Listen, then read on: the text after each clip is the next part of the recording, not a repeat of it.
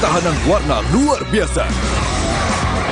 Baru Nippon Paint Weatherbond Mask. Strongest, toughest, hardest. Halo, Nuvo Yuk Main di Luar datang lagi. Ada keseruan apa aja? Let's go! Nuvo berkomitmen menciptakan generasi tangguh masa depan tanpa takut kotor dan kuman. Tunggu kami di kotamu. Yuk main di luar bareng Nuvo!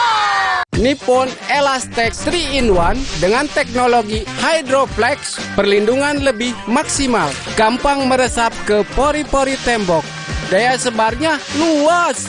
Pasti beres pakai Nippon Elastex. Mood booster favorit gue nih, mie sedap kari kental spesial. Kuahnya kental, berpadu rempah pilihan yang bikin makin sensasional. Rasanya makin spesial. Buruan cobain yang sedapnya berkari-kari dari Wings Food.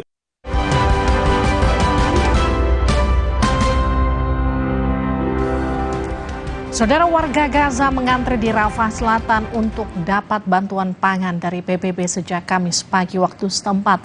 Truk bantuan PBB berhenti di pusat kota Rafah. Warga mengantri panjang untuk dapat makanan kaleng biskuit dan 1 karung tepung. Serangan Israel ke Gaza masuk hari ke-104 atau lebih dari 3 bulan.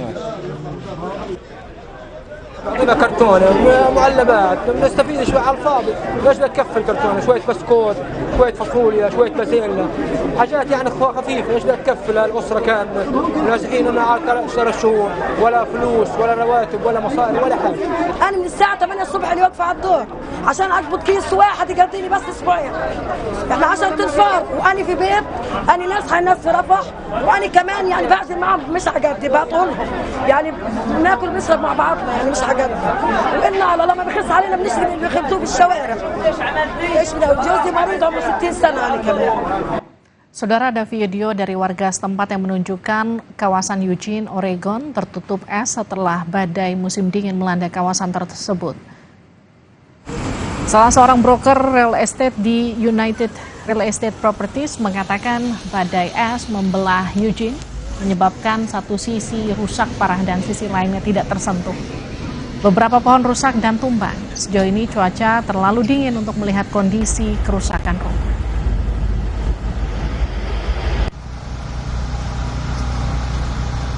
Saudara, ada 2 bersaudara dari Inggris yang mengumpulkan lebih dari 750 jam kukuk. Koleksi ini diperkirakan merupakan yang terbesar di dunia.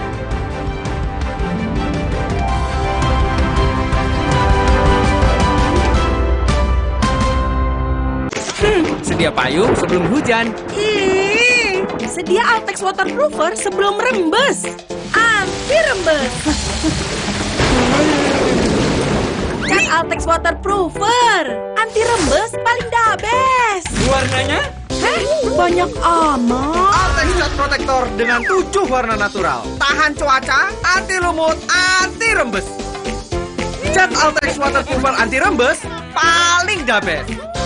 Prenagen kaya akan protein, omega 3, dan kalsium. Penting untuk pembentukan organ tubuh bayi. Minum selama hamil 9 bulan. Prenagen. Baru Morinaga Morigrow. Kasih makan anak masih pakai drama? Beri dia Morinaga Morigrow.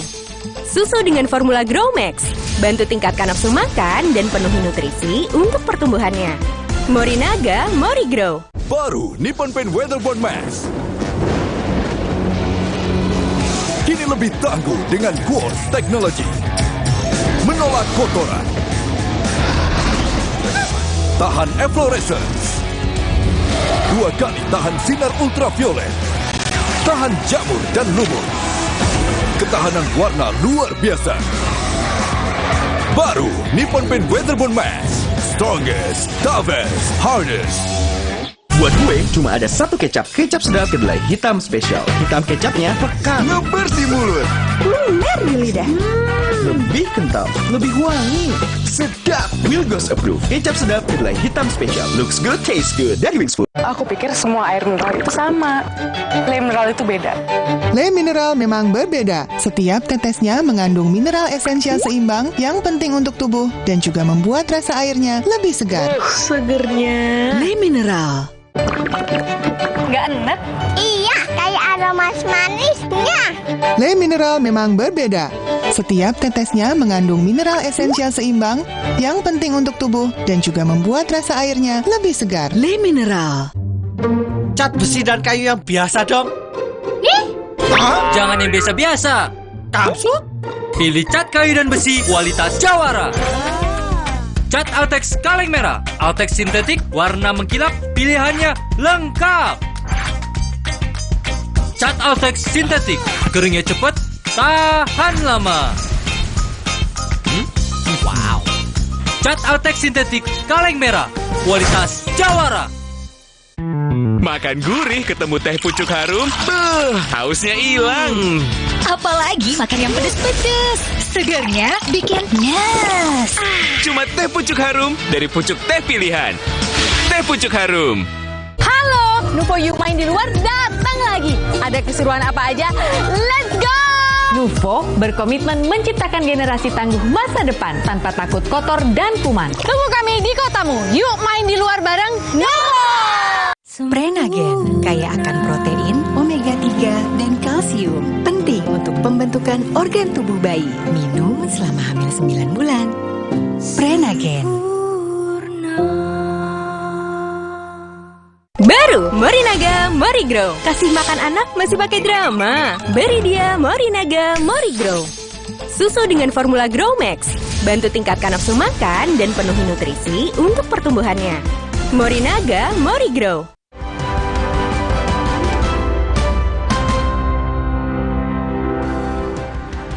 Saudara, ada dua bersaudara dari Inggris yang mengumpulkan lebih dari 750 jam kuku. Koleksi ini diperkirakan merupakan yang terbesar di dunia. 750 jam berbunyi setiap jamnya. Koleksi jam ini dimiliki salah seorang warga di Inggris berusia 20 tahunan. Sejak usia 20 tahunan. Koleksinya kemudian berkembang jadi museum bernama Kukuland yang dikelolanya bersama saudaranya. Meski tidak berminat untuk menjual koleksinya, kedua saudara ini berharap ada yang mau ikut menjaga koleksinya. Visitors and ask if you can stay in here overnight, just listening to the ticking and the talking of all the clocks. Rizka, nggak kebayang gimana ramenya setiap jam, karena setiap jam nanti akan ada suara kuk gitu. Iya, makanya banyak orang katanya tadi datang khusus buat ngedengerin suara kuku gitu. Informasi tadi sekaligus mengakhiri Sapa Indonesia malam kali ini. Ikuti terus perkembangannya hanya di Kompas TV, independen, terpercaya. Saya Liviana Charlisa. Dan saya Friska Clarissa. Terima kasih, selamat malam. Sampai jumpa besok.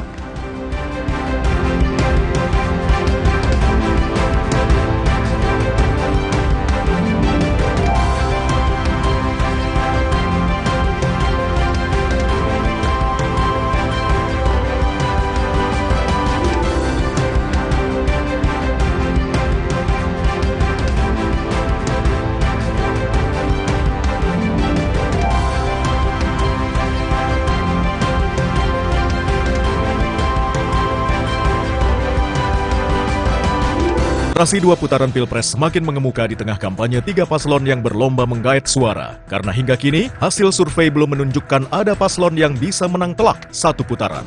Dalam waktu 1 bulan, mungkinkah optimisme menang satu putaran bisa direalisasikan? Atau skenario koalisi paslon akan berubah jika Pilpres berlangsung 2 putaran?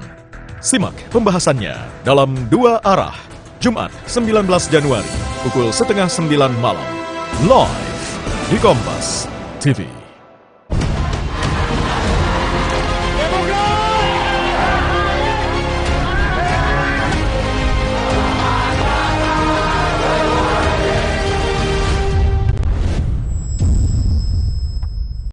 Bismillahirrahmanirrahim.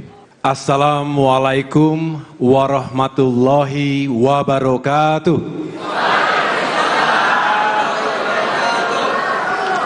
Salam sejahtera untuk kita semua.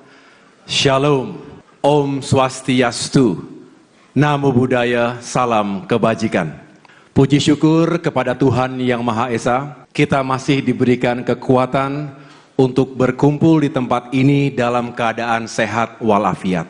Setelah berkampanye di Jawa Barat minggu lalu, saya dan Anissa melanjutkan perjalanan pada minggu ini ke Jawa Tengah. Hari ini saya berada di Yogyakarta, kota pelajar, kota budaya, kota perjuangan sekaligus kota pertahanan. Di era perang kemerdekaan, Jogja mampu bertahan dan melakukan perlawanan terhadap penjajah. Komitmen, perjuangan, dan pengorbanan warga Yogyakarta di bawah kepemimpinan Sri Sultan Hamengkubuwono ke-9 dan Adipati Paku Alam ke-8 ketika itu akan selalu dicatat oleh tinta emas sejarah bangsa.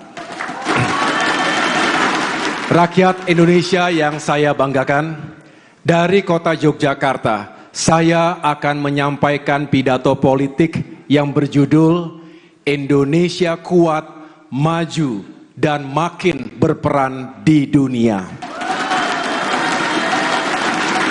Pidato ini berisi visi, misi, dan komitmen perjuangan politik Partai Demokrat di bidang pertahanan, keamanan, dan hubungan internasional yang akan kami perjuangkan 5 tahun ke depan.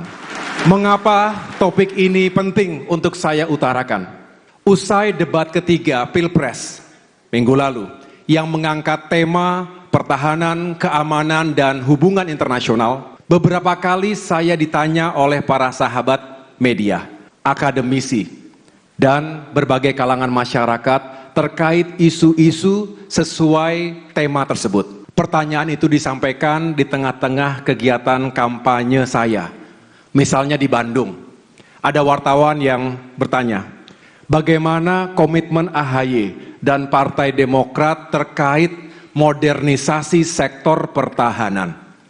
Kemudian di Demak, Jawa Tengah, seorang veteran bertanya soal komitmen Partai Demokrat dalam meningkatkan kesejahteraan para pensiunan TNI dan Polri. Mengingat banyaknya pertanyaan serupa di berbagai tempat, kami menangkap pertanyaan-pertanyaan tersebut mewakili keingintahuan masyarakat. Untuk itu, kami memandang perlu untuk berbicara terkait isu ini kepada seluruh rakyat Indonesia. Tidak hanya itu, meskipun tema ini bukan tema yang populer bagi masyarakat, tapi kami tetap memandang perlu untuk mengangkat isu ini.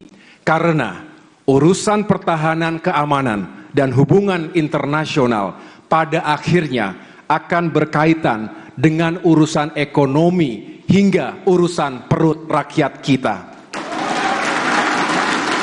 Dalam menjelaskan isu-isu strategis tersebut, bersama saya telah hadir Presiden Republik Indonesia ke-6, Bapak Susilo Bambang Yudhoyono. Beliau juga adalah sesepuh Partai Demokrat. Beliau pernah bertugas di kota Yogyakarta ini sebagai Komandan Korem 072 Pamungkas sebelum mengemban misi PBB di Bosnia sebagai Chief of Military Observer. Hadir pula sejumlah kalangan akademisi, jurnalis, aktivis, mahasiswa dari 38 kampus, putra-putri keistimewaan Jogja, pensiunan ASN, pensiunan TNI dan Polri, para veteran, pengusaha, guru honorer, dan berbagai komunitas warga lainnya dari kota Yogyakarta, Kabupaten Sleman, Bantul, Kulon Progo, hingga Gunung Kidul. Rakyat Indonesia yang saya banggakan, kadang-kadang kita mengabaikan urusan pertahanan negara dan hubungan internasional, seolah itu adalah persoalan negara lain. Ada yang mengatakan, kita tidak perlu ikut campur dan bereaksi berlebihan. Ada juga yang bersuara, kita fokus pada urusan dalam negeri saja. Menurut kami, pandangan seperti ini kurang tepat. Kita hidup dalam tatanan dunia yang saling berkaitan dan saling mempengaruhi. Selain itu, konstitusi mengamanahkan kita untuk ikut melaksanakan ketertiban dunia yang diperjuangkan melalui politik luar negeri bebas aktif. Sejarah mencatat bahwa sejak merdeka di era Presiden Soekarno Indonesia telah aktif berperan di dunia. Karenanya, Indonesia harus tetap peduli dan punya posisi. Dunia yang dalam istilah para internasionalis dibayang-bayangi oleh VUCA atau volatility, uncertainty, complexity, dan ambiguity. Yang intinya adalah dunia kita makin kompleks dan penuh dengan ketidakpastian. Artinya, situasi global akan berpengaruh terhadap kondisi di negara kita. Utamanya dari sisi ekonomi, yang ujungnya juga adalah soal kesejahteraan rakyat. Contoh sederhana, mie instan yang kita konsumsi sehari-hari. Produksi makanan ini sangat bergantung pada pasokan produksi gandum yang kita beli, kita dapatkan dari luar negeri. Salah satu pemasok utamanya adalah Ukraina. Saat terjadi perang di Ukraina seperti saat ini, maka pasokan produksi gandum tadi menjadi sangat terbatas. Akibatnya gandum menjadi langka. Kelangkaan gandum mengakibatkan harganya meroket. Karena harga yang semakin mahal, maka daya beli rakyat menurun. Selain perang, kita bisa lihat efek pandemi yang melanda dunia 3 tahun terakhir ini. Akibat pandemi, permintaan barang turun. Dampaknya kita kehilangan pasar, sehingga beberapa perusahaan di tanah air sebagai bagian supply chain dunia berpotensi tutup. Pada akhirnya pengangguran meningkat. Contohnya pabrik sepatu di Banten yang tutup karena menurunnya perhelatan olahraga dunia akibat pandemi. Untuk itu, kita tidak bisa menutup diri dari pergaulan internasional. Globalisasi tidak hanya menghadirkan tantangan, tapi juga peluang. Tugas kita semua mengambil hal baik dari globalisasi dan mencegah hal yang buruk. Disinilah pentingnya hubungan dan kerjasama internasional. Saudara-saudara sekalian, pasca pandemi, dunia membutuhkan kekuatan untuk segera bangkit kembali dari keterpurukan. Namun, instabilitas keamanan yang ditandai oleh perang Rusia-Ukraina maupun perang Hamas dan Israel di Gaza semakin memperburuk tekanan ekonomi global. Dampak perang Rusia dan Ukraina itu nyata. Tidak hanya memunculkan tekanan keuangan global atau disrupsi pada sisi supply and demand, tetapi juga berpotensi memicu krisis energi dan juga krisis pangan. Sementara itu, serangan Israel ke Palestina semakin membabi buta, mengabaikan hukum perang dan hukum humaniter. Melalui media, kita menyaksikan rumah sakit, sekolah, tempat ibadah, dan fasilitas sipil telah menjadi sasaran operasi militer Israel. Karena itu, kita mengutuk tindakan tersebut. Dan demi kemanusiaan dan keadilan, kami menyerukan untuk segera dihentikan. Di sisi lain, sel-sel konflik laten berpotensi memicu instabilitas keamanan di kawasan Indo-Pasifik. Mulai dari isu kedaulatan Taiwan berbarengan dengan isu reunifikasi Tiongkok dan Taiwan, konflik Semenanjung Korea, sengketa Laut Tiongkok Selatan, hingga hadirnya Fakta Pertahanan AUKUS antara Australia, Inggris, dan Amerika Serikat. Benturan kekuatan militer negara Barat dan Tiongkok bisa pecah kapanpun di kawasan ini. Jika perang Rusia-Ukraina yang nun jauh di Eropa Timur sana memberikan dampak signifikan terhadap ekonomi dunia termasuk Indonesia, lalu apa jadinya jika ancaman perang itu benar-benar pecah di Asia Timur atau di Laut Tiongkok Selatan yang jaraknya lebih dekat dengan kita, baik secara geografis, emosional, maupun relasi ekonomi dan perdagangan. Selain itu, jangan anggap remeh potensi penggunaan senjata nuklir dan senjata pemusnah massal lainnya. Jika terjadi miskalkulasi dan insiden tak terduga, bukan tidak mungkin perang besar itu bisa menjadi ancaman nyata di wilayah kita. Bahkan berpotensi terjadinya perang dunia ketiga. Di dalam negeri kita juga menghadapi berbagai tantangan pertahanan dan keamanan yang serius. Mulai dari pelanggaran wilayah batas seperti di Natuna Utara, ancaman terorisme, radikalisme, dan separatisme, perompakan dan pencurian kekayaan alam, spionase, hingga tantangan bencana alam. Kita juga menghadapi ancaman kejahatan-kejahatan baru seperti cybercrime, human trafficking atau perdagangan manusia, international drug trafficking, peredaran narkoba, money laundering, korupsi lintas batas negara, hingga potensi konflik dan benturan berbasis identitas, serta tantangan-tantangan lainnya.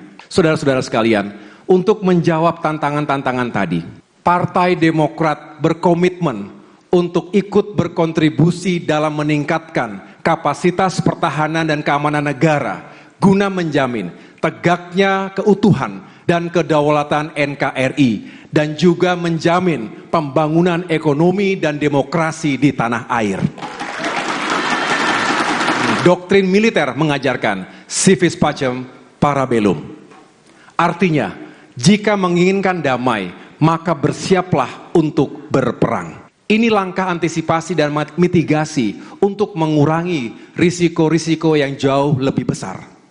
Untuk itu, Indonesia perlu terus meningkatkan postur pertahanan negara dengan membangun TNI menjadi angkatan bersenjata yang berkelas dunia, profesional, modern, adaptif, serta disegani negara lain dan dicintai rakyatnya. Saya bersyukur ketika aktif di militer dulu, pernah menjadi bagian dari tim perumus pembangunan postur TNI. Saya mengucapkan terima kasih kepada TNI dan para senior atas kesempatan yang luar biasa itu. Sebagai anggota tim, saya paham bagaimana persoalan dalam pertahanan kita, apa tantangannya, dan apa solusinya.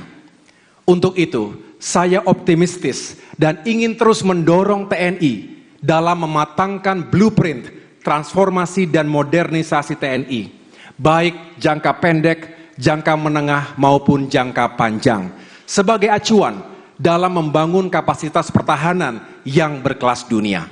Dengan cetak biru pertahanan nasional, setiap rupiah yang dibelanjakan oleh pemerintah dalam sejumlah program pertahanan, saya yakini akan benar-benar berdampak langsung pada penguatan profesionalitas TNI sebagai tentara modern.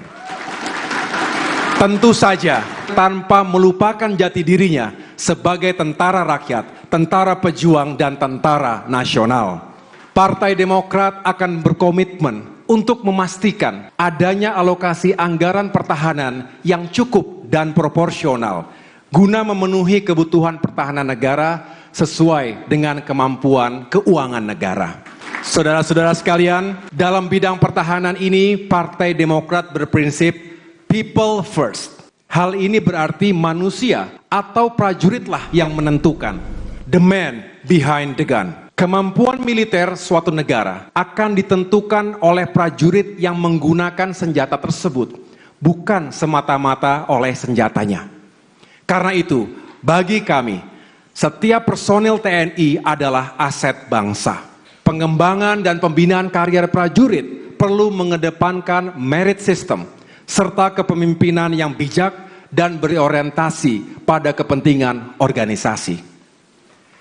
Di bidang keamanan, Partai Demokrat berkomitmen untuk ikut meningkatkan profesionalisme dan modernisasi Kepolisian Republik Indonesia. Polri harus terus ditingkatkan kapasitasnya, peralatannya, juga sumber daya manusianya. Caranya, Polri harus dibangun menjadi institusi yang semakin profesional, responsif, netral, dan imparsial. Kita harus mendukung reformasi Polri sebagai institusi yang lebih mengayomi dan melayani masyarakat, melaksanakan tugas penegakan hukum, dan menjaga keamanan serta ketertiban masyarakat. Sejalan dengan pembangunan pertahanan dan keamanan tersebut, tentu tidak terlepas dari upaya peningkatan kekuatan intelligence negara.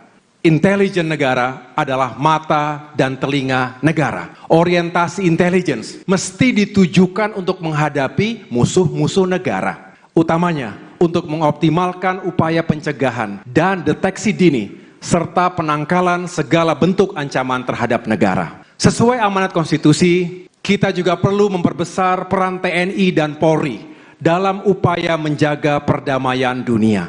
Indonesia perlu terus meningkatkan kapasitas diplomasi dan kerjasama dengan Perserikatan Bangsa-Bangsa, termasuk Departemen Operasi Pemelihara Perdamaian PBB, agar Indonesia makin berperan dalam melaksanakan ketertiban dunia sesuai dengan amanah konstitusi. Sejalan dengan modernisasi peralatan TNI dan Polri, peningkatan kesejahteraan prajurit dan keluarganya perlu untuk terus dilanjutkan. Partai Demokrat akan terus memperjuangkan kenaikan gaji dan berbagai tunjangan yang layak bagi prajurit TNI dan Polri, termasuk para veteran dan pensiunan. Masalah perumahan juga perlu mendapatkan perhatian yang serius. Rakyat Indonesia yang saya cintai, komitmen dan yang hendak Partai Demokrat perjuangkan ini bukan hanya sekedar janji, tetapi kami pernah memberikan bukti, utamanya selama 10 tahun era pemerintahan Presiden SBY. Sejarah mencatat, di awal pemerintahan Presiden SBY, embargo militer dunia internasional yang berlangsung selama 12 tahun dapat diakhiri. Selain itu, kita telah menggagas kebijakan MAF atau Minimum Essential Force sebagai terobosan untuk percepatan peningkatan kapasitas pertahanan. Karena alhamdulillah ekonomi kita kuat ketika itu. Kita memiliki ruang fiskal yang cukup untuk melakukan pengadaan alutsista dan langkah-langkah modernisasi TNI dan Polri lainnya. Dengan diplomasi yang kita lakukan, kita juga bisa meyakinkan sejumlah negara penjual bahwa Indonesia mampu dan layak menggunakan weapon system yang mutakhir tersebut. Kita juga mampu mendapatkan kepercayaan bahwa alutsista modern tersebut tidak akan disalahgunakan. Sebab tidak sedikit negara yang punya uang tapi tidak dipercaya oleh negara produsennya untuk memiliki alutsista berteknologi tinggi tadi. Untuk memperkuat Angkatan Darat, kita sukses mengadakan ratusan kendaraan tempur. Bahkan untuk pertama kalinya kita memiliki Main Battle Tanks atau MBT, tank cavalry dengan kapasitas di atas 60 ton. MBT yang kita beli adalah Leopard, buatan Jerman.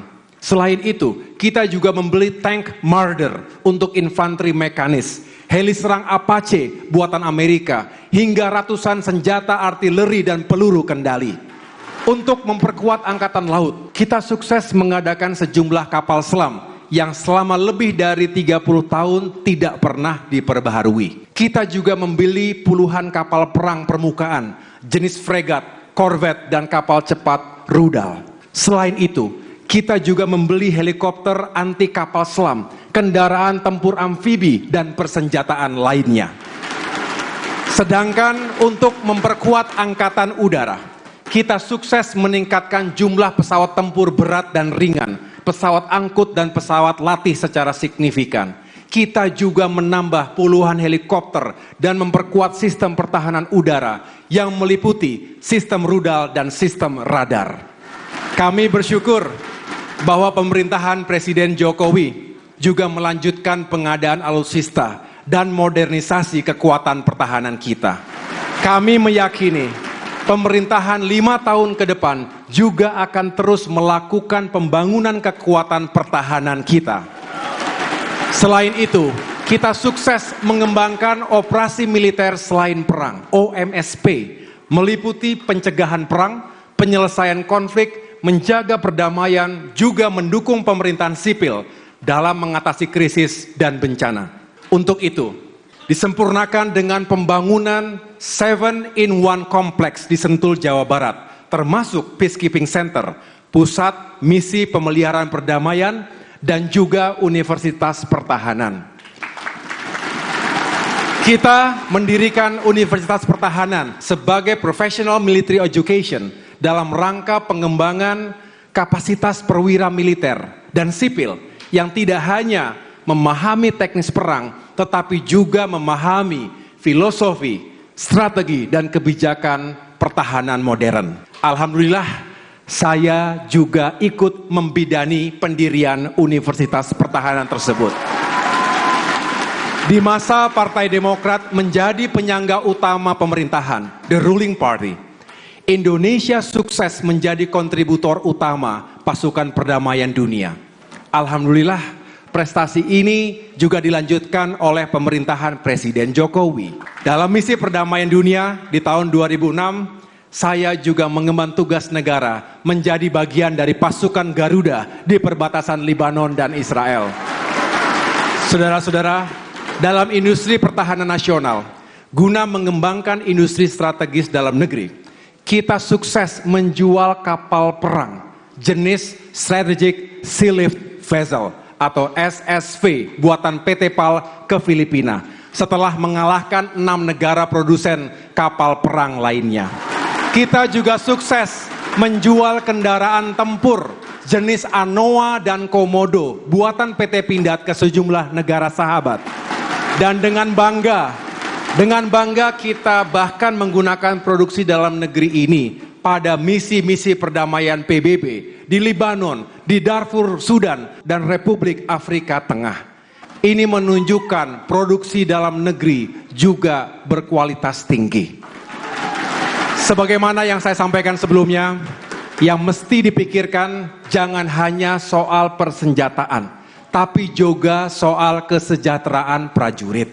Kita bersyukur dulu gaji TNI dan Polri termasuk pensiunan naik 9 kali dalam 10 tahun dengan total kenaikan 112%.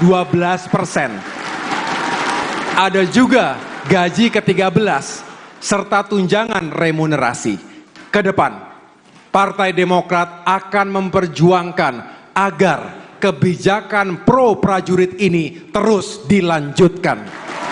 Rakyat Indonesia yang saya banggakan, dalam hubungan internasional, Partai Demokrat berkomitmen untuk ikut terus mengedepankan prinsip Million Friends, Zero Enemy, serta memperkuat berbagai kemitraan strategis dan kemitraan komprehensif dengan berbagai negara sahabat. Ketika Indonesia resmi menjadi bagian dari G20 pada tahun 2008, Indonesia aktif berkontribusi dalam membangun perekonomian global yang terus tumbuh secara berimbang, berkelanjutan, dan inklusif. Di samping itu, kerjasama global ini juga berhasil memperkuat perekonomian Indonesia yang sangat kita perlukan untuk dapat meningkatkan kesejahteraan rakyat. Tentu Indonesia bersyukur ketika World Economic Forum menyebut dekade itu sebagai masa keemasan Indonesia, the golden years of Indonesia, karena Indonesia dinilai memiliki pertumbuhan ekonomi yang tinggi bersamaan dengan mekarnya demokrasi.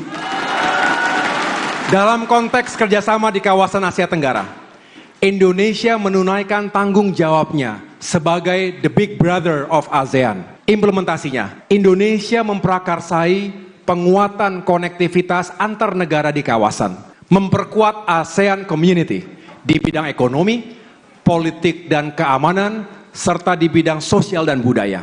Selain itu, Indonesia mendorong demokratisasi Myanmar, membantu pengelolaan konflik Rohingya, memainkan peran untuk mengakhiri konflik antara Thailand dan Kamboja, serta menjalankan shuttle diplomacy untuk membangun konsensus ASEAN berkaitan dengan sengketa di Laut Tiongkok Selatan. Sebagai negara berpenduduk muslim terbesar di dunia, Indonesia tampil terdepan dalam diplomasi Islam moderat di tengah ancaman radikalisme dan terorisme. Kita juga aktif mengawal perjuangan Palestina di berbagai forum multilateral dan memperjuangkan two-state solutions, juga menjalankan misi kemanusiaan termasuk membangun rumah sakit di Gaza mulai tahun 2011. Rakyat Indonesia yang saya cintai dan banggakan, saat ini kita tidak bisa menghindari ancaman pemanasan global dan krisis iklim. Hal ini terbukti memicu gelombang krisis pangan, air bersih, kesehatan, ekonomi, dan konflik sosial akibat perebutan sumber daya. Untuk itu, Partai Demokrat berkomitmen untuk berjuang menyelamatkan bumi dan lingkungan. Caranya, dengan mempercepat proses transisi energi terbarukan, mengganti transportasi yang berbasis listrik, khususnya transportasi publik, penghijauan kembali hutan-hutan tropis kita, dan menghidupkan kembali Kementerian Lingkungan Hidup. Sejarah juga mencatat bahwa Indonesia bersama PBB sukses menyelenggarakan Konferensi Perubahan Iklim COP ke-13 di Bali pada tahun 2007 yang menghasilkan Bali Roadmap. Bali Roadmap ini menjadi salah satu mata rantai terbangunnya kebersamaan melalui Paris Climate Agreement pada tahun 2015. Demokrat akan terus memperjuangkan peran nyata Indonesia di dunia internasional dalam rangka penyelamatan bumi dan anak cucu kita di masa depan. Saudara-saudara, inilah semua komitmen dan agenda perjuangan Partai Demokrat 5 tahun ke depan di bidang pertahanan keamanan dan kerjasama internasional. Komitmen perjuangan Partai Demokrat tersebut insya Allah akan lebih mudah diwujudkan jika Bapak Prabowo Subianto terpilih sebagai presiden mendatang.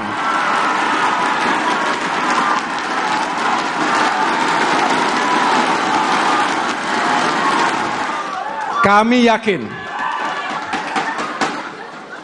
Partai Demokrat yakin, kita semua yakin Pak Prabowo sebagai mantan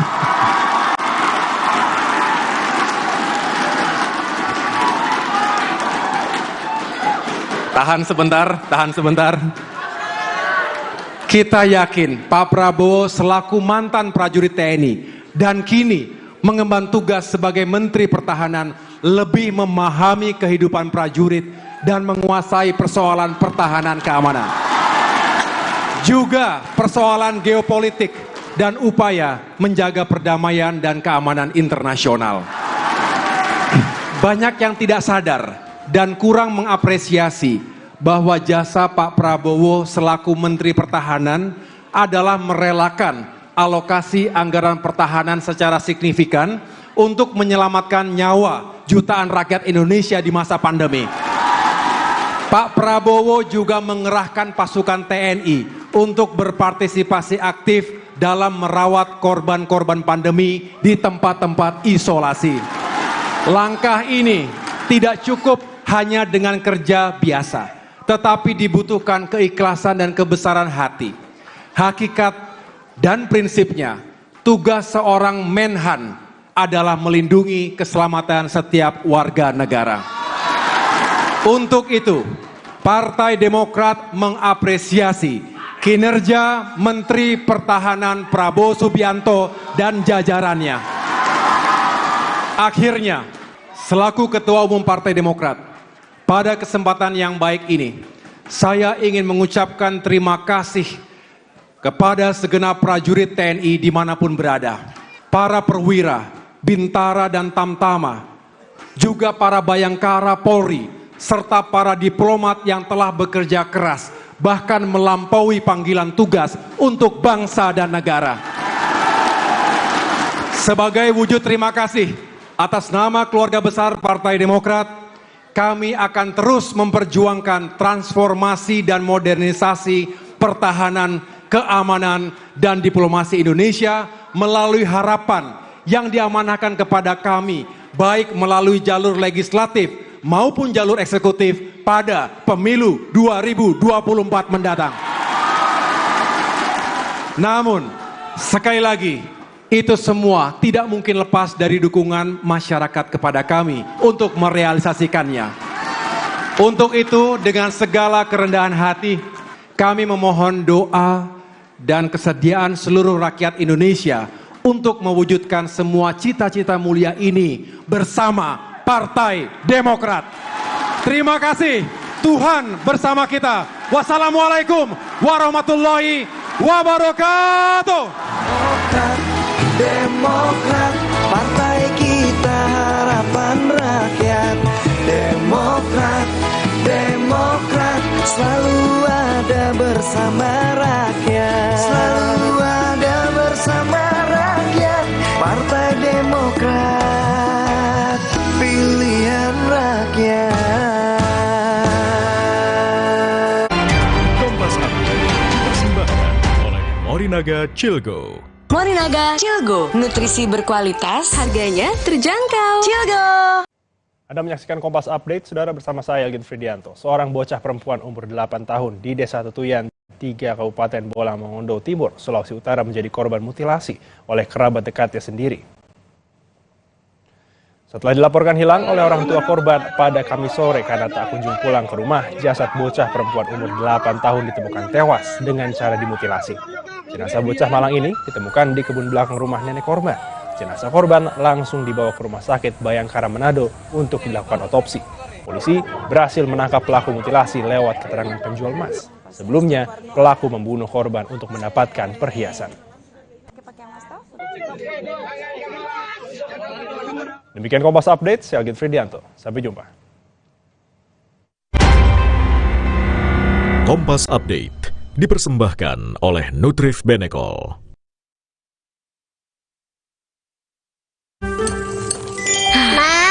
Minum dulu biar nggak capek. Senang kan melihat anak tumbuh dengan baik bersama Morinaga Cilgo. Nutrisi berkualitas untuk dukung daya tahan tubuh, bantu tumbuh kembangnya. Morinaga Cilgo. Wah, makan. Udah nggak takut kolesterol naik nih. Kan habis makan langsung Benecol. Lanstan esternya hajar kolesterol dari makanan yang habis kita makan. Nutrif Benecol. Narasi 2 putaran Pilpres semakin mengemuka di tengah kampanye 3 paslon yang berlomba menggait suara. Karena hingga kini, hasil survei belum menunjukkan ada paslon yang bisa menang telak 1 putaran. Dalam waktu 1 bulan, mungkinkah optimisme menang 1 putaran bisa direalisasikan? Atau skenario koalisi paslon akan berubah jika Pilpres berlangsung 2 putaran? Simak pembahasannya dalam 2 arah. Jumat 19 Januari, pukul 8:30 malam. Live di Kompas TV. Sesaat lagi, Anda akan menyaksikan berita utama yang didukung oleh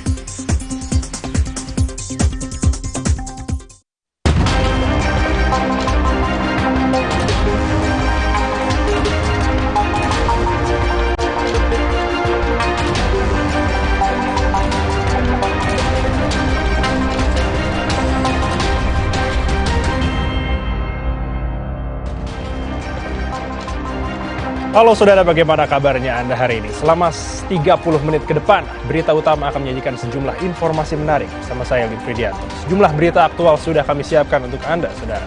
Di antaranya,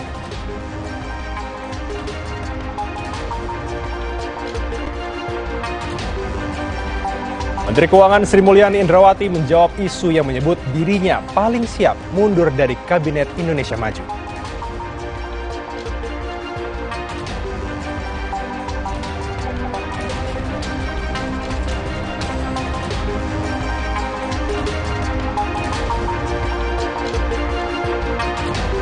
Guru sekolah menengah kejuruan di Rembang, Jawa Tengah melarang muridnya memilih salah satu pasangan capres-cawapres.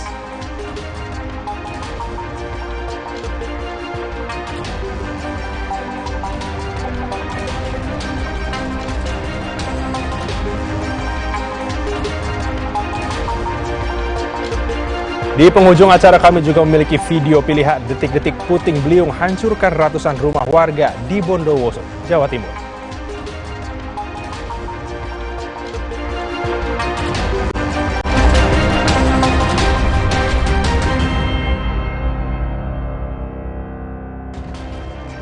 Saudara, kita ke informasi yang pertama. Sebuah pabrik pengolahan kayu di Sentani, Kabupaten Jayapura, ludes terbakar. Api pertama kali terlihat dari barak karyawan yang terletak di bagian ujung pabrik di Kelurahan Dobon Solo, Kamis malam. Api kemudian merembet ke bangunan lain, saudara. Polisi hingga saat ini masih menyelidiki penyebab kebakaran. Namun, dugaan sementara api berasal dari tempat pembakaran sampah di samping barak karyawan.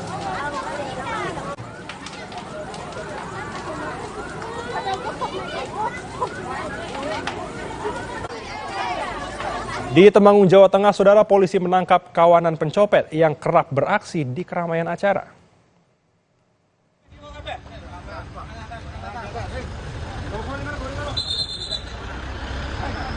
Tim Reserse Kriminal Polres Temanggung membekuk komplotan pencopet Rabu dini hari.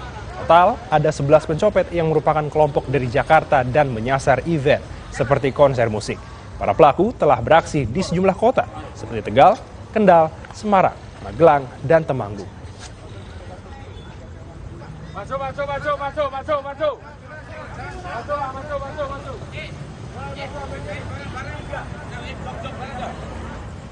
Informasi lain, saudara, alami kesulitan berdiri untuk jalani pemeriksaan ke rumah sakit. Seorang ibu rumah tangga berbobot 170 kg terpaksa dievakuasi oleh petugas pemadam kebakaran.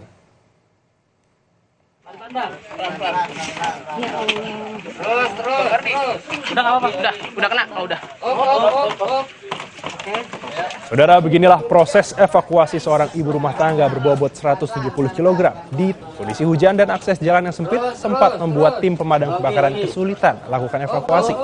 Perempuan berusia 60 tahun ini terpaksa dievakuasi menggunakan tandu oleh tim pemadam kebakaran karena kesulitan berjalan. Padahal harus melakukan pemeriksaan rutin di rumah sakit. Pasien kemudian dibawa ke rumah sakit PLD, Jakarta Pusat.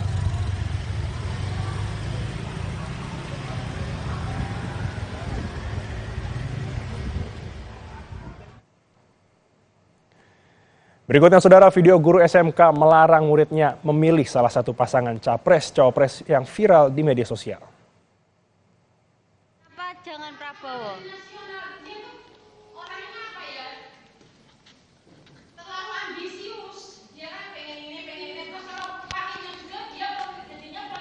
Video seorang guru SMK di Rembang, Jawa Tengah yang tengah berbincang dengan muridnya di kelas menjadi viral usai ada kalimat melarang murid memilih pasangan calon nomor urut 2 Prabowo Gibran karena dinilai kental dengan politik dinasti. Dalam video, guru tersebut juga meminta muridnya yang memuji Prabowo untuk menjelaskan capaian prestasi Prabowo. Namun pihak sekolah membantah jika guru dalam video tersebut sedang mengarahkan memilih paslon tertentu, melainkan hanya untuk mengedukasi para muridnya. Sementara Bawaslu Rembang mengatakan akan mempelajari apakah video tersebut masuk dalam pelanggaran pemilu atau tidak.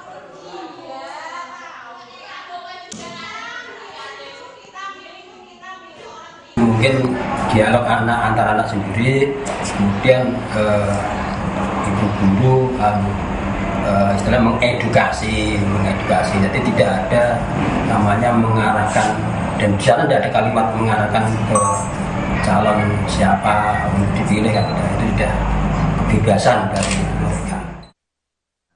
Membedah di aturan mainnya ya, di undang-undang pemilu itu memang tidak ada aturan yang mengatur itu ya, kecuali dia tidak mengajak, tidak memilih calon tertentu dengan iming-iming, lah itu politik uang, kalau itu masuk katakan. Cuman itu saya melihat videonya nggak ada kompensasi, jangan nyoblos ini nanti tak beri ini, lah itu nggak ada.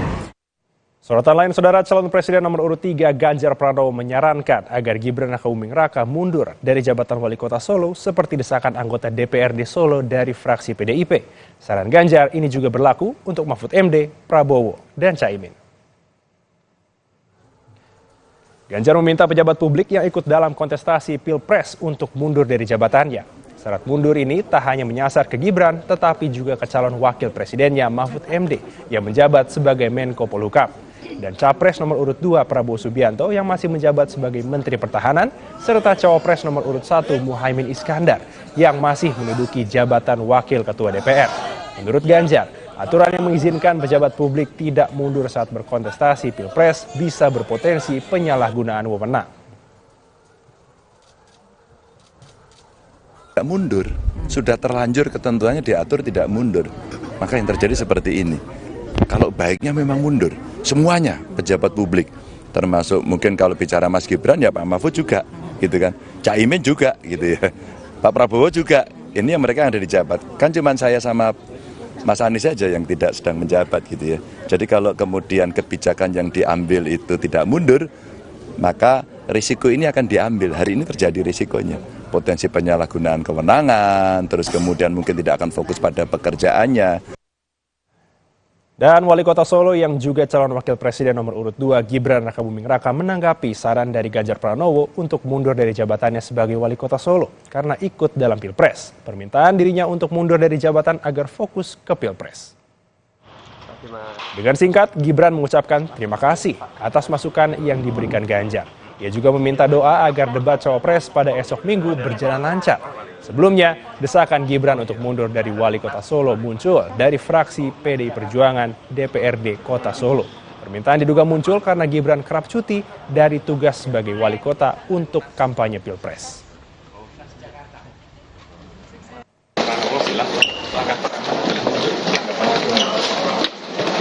Ya, terima kasih masukan.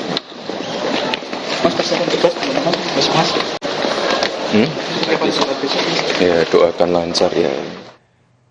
Informasi berikutnya, calon presiden nomor urut 1 Anies Baswedan belusukan ke Pasar Nagoya Baru, Kota Batam, Kepulauan Riau. Anies menjanjikan perbaikan tata niaga perdagangan. Anies menyapa pedagang dan warga yang memadati Pasar Nagoya Baru. Anies mengatakan perubahan tata niaga diperlukan untuk memastikan harga kebutuhan pokok di mata konsumen terjangkau, serta menjamin petani, pedagang, dan nelayan ikut meraup untung. Selain itu, Anies kembali menawarkan program Bansos Plus kepada kalangan kurang mampu dengan penambahan nilai manfaat dan jumlah penerima.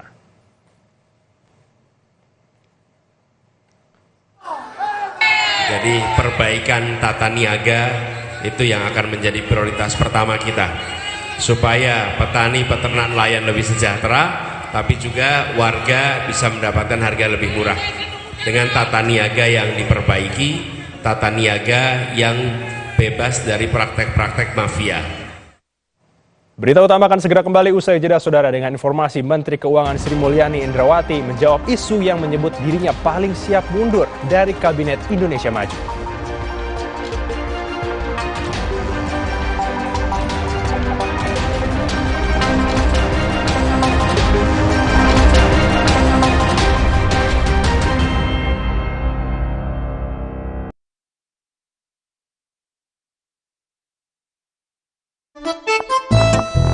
Hah? Hai. Ada yang viral nih. Pasti top cappuccino. Aroma dan rasanya khas Itali. Karena milky foamnya lebih tebal, melimpah. Ini baru cappuccino. Crunchy choco milknya perfecto. Delicioso. So Italiano. Enak. Top cappuccino yuk. The Italian taste of cappuccino. Dari Wings Food. Enak. Kami bermula dari rakyat kecil. Tapi kita katakan, jangan pandang kami sebelah mata. Kami memiliki hati nurani dan integritas. Kami di sini membawa cita-cita besar rakyat kecil. Rakyat adalah energi kami, dan rakyat adalah detak jantung kami. 3 untuk Indonesia lebih baik. Mitsubishi X-Force. Everything you wish for is no longer imagination. Confidently enjoying every action. Mitsubishi X-Force. Infinite excitement. Nippon Elastex 3-in-1 dengan teknologi Hydroflex, perlindungan lebih maksimal, gampang meresap ke pori-pori tembok, daya sebarnya luas. Pasti beres pakai Nippon Elastex. Nuvo Yuk Main di Luar datang lagi. Ada keseruan apa aja? Let's go! Nuvo berkomitmen menciptakan generasi tangguh masa depan tanpa takut kotor dan kuman. Tunggu kami di kotamu. Yuk main di luar bareng Nuvo! Jalani hari dengan nikmatnya Nissin Crispy Crackers. Rasa kejunya paling best. Nissin Crispy Crackers. Satu rasa terjuta cerita. Top Cappuccino. Milky foamnya lebih tebal dan crunchy choco milknya. Ini baru cappuccino. Beli 2, ekstra 1. Kopi yang delicioso, Top Cappuccino. Enak. Cobain, beli 2, ekstra 1. Dari Wings Food. Terima kasih atas segalanya. Bersama kita pastikan terus melangkah, karena cinta akan mengikat rasa untuk selalu saling percaya.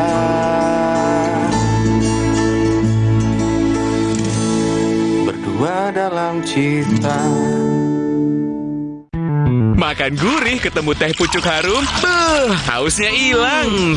Apalagi makan yang pedes-pedes. Segernya bikin nyes. Cuma teh pucuk harum dari pucuk teh pilihan.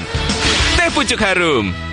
Hey, ada madu teja sase, madu teja sase, sehat berstamina.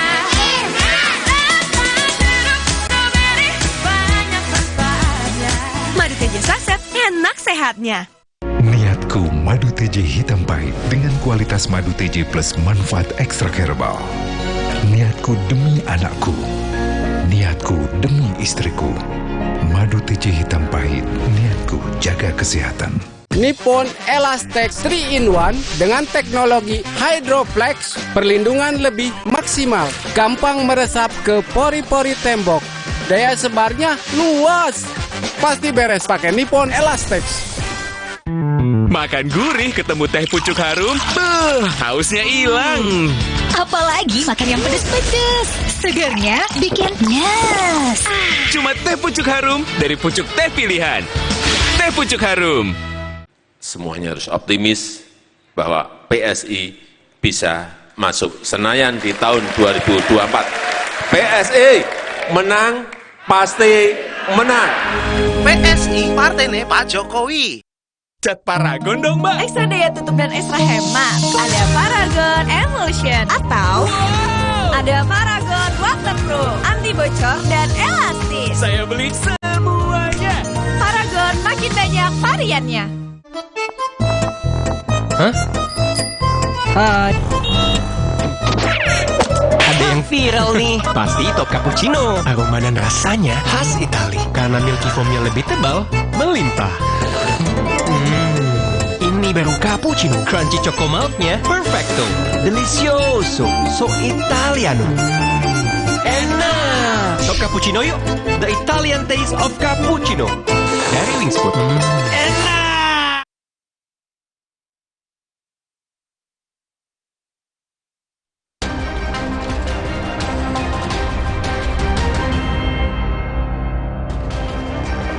Terima kasih Anda masih menyaksikan berita utama Saudara. Menteri Keuangan Sri Mulyani diisukan mundur dari Kabinet Indonesia Maju yang dipimpin oleh Presiden Joko Widodo. Selain Sri Mulyani, nama Menteri PUPR Basuki Hadimulyono juga diisukan mundur dari jabatannya.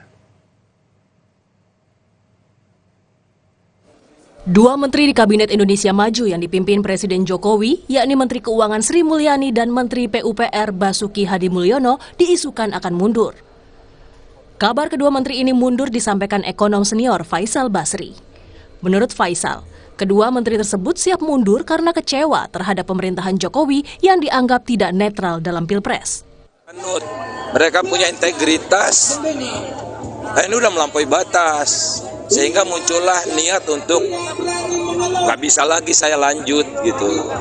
Nah mereka sudah mempertimbangkan untuk mundur, tapi sampai sekarang belum ada. Mungkin nunggu momentum. Saya tidak pernah bicara sama menteri-menterinya. Ya Bu Sri Mulyani, Pak Basuki barangkali ya, karena yang paling banyak diintervensi lah. Namun desas-desus mundurnya Sri Mulyani dan Basuki Hadimulyono dibantah oleh Menteri Koordinator Perekonomian Erlangga Hartarto. Erlangga membantah isu tersebut dan menyebut kabar mundurnya Sri Mulyani adalah hoax. Izin juga Pak soal Bu Sri Mulyani yang isunya mundur Pak. Bener nggak Pak? Tidak. Itu udah. Jadi udah terkonfirmasi nih Pak ya bahwa Bu Ani kan teman saya. Ya. Tadi di dalam sempat dibahas nggak Pak soal itu Pak?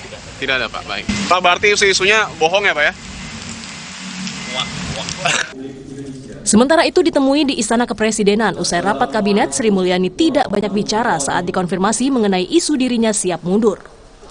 Sri Mulyani hanya menyatakan dirinya saat ini bekerja. Sri Mulyani pun hanya tersenyum saat ditanya apakah isu ia akan mundur terkait perselisihan dengan Menteri Pertahanan Prabowo Subianto. Saya bekerja aja. Ya, disampaikan Pak Faisal. Tapi wacana yang berkembang Bu. Betul nggak Bu diajak Bu untuk mundur Bu? Ada perselisihan sama Pak Prabowo Bu. Tanggal mundurnya Bu. Ada perselisihan sama Pak Prabowo betul Bu. Sedikit aja Bu Ani.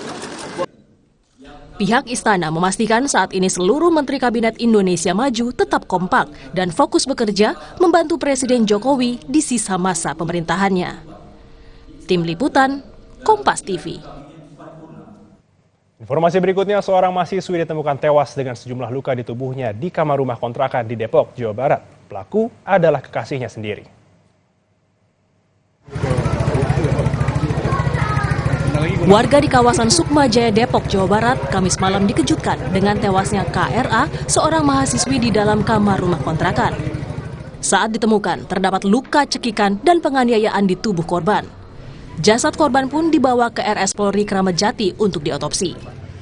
Pelaku pembunuhan mahasiswi ini adalah AA yang merupakan kekasih korban. Sebelumnya, warga sempat mendengar suara perempuan menangis dari dalam rumah kontrakan itu. Tak berselang lama, pelaku kabur meninggalkan lokasi. 5 menit kemudian motor dari sini yang gede, motor anaknya pun yang punya rumah ini, terus pergi orangnya. Kurang dari 24 jam, polisi akhirnya menangkap pelaku di Pekalongan, Jawa Tengah. Posisi pelaku diketahui polisi setelah ibu pelaku melaporkannya ke polisi karena telah membunuh korban. Pelaku tega membunuh korban karena cemburu. Keduanya sempat terlibat cekcok hingga akhirnya pelaku mencekik korban hingga tewas. Orang tua kamu, ya. Saudara A beberapa waktu yang lalu di Pekalongan karena diduga melakukan pembunuhan yang terjadi di Depok. Akibat perbuatannya, kini ia mendekam di tahanan Polda Metro Jaya untuk menjalani proses hukum. Tim Liputan, Kompas TV. Saudara, seorang remaja SMP tewas tenggelam karena terseret arus saat mandi di laut di dekat Pelabuhan Tanjung Ringgit, Palopo, Sulawesi Selatan. Orang tua korban histeris saat ikut melakukan pencarian dan menemukan jenazah korban.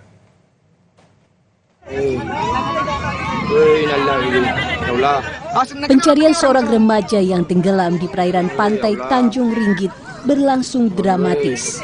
Orang tua korban yang ikut dalam pencarian histeris saat menemukan korban yang sudah dalam kondisi tak bernyawa. Sebelumnya, korban bernama Raffi dan teman-temannya tengah bermain dan mandi di laut di dekat Pelabuhan Tanjung Ringgit. Namun nahas, saat melompat ke laut, korban tenggelam dan terseret arus. Beberapa teman korban sempat berusaha menolong, namun arus yang deras menghanyutkan korban. Sedang berenang di Pelabuhan Tanjung Ringgit bersama teman-temannya pada tanggal 18 Januari 2024 dan dicurigai tenggelam dan langsung meminta bantuan ke Basarnas. Pencarian tadi kurang lebih 1 jam lebih, Pak. Setelah 1 jam melakukan pencarian, tim SAR menemukan jenazah korban di 500 meter dari lokasi korban tenggelam. Basarnas Palopo mengimbau kepada masyarakat untuk tidak berenang di laut karena cuaca ekstrim masih sering terjadi di kota Palopo. Amran Amir, Kompas TV Palopo, Sulawesi Selatan.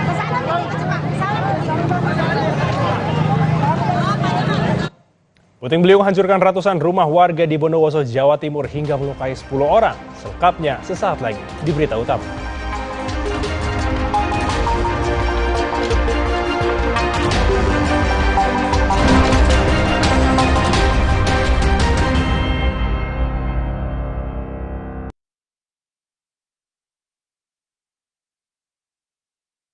Kami bermula dari rakyat kecil, tapi kita katakan, jangan pandang kami sebelah mata.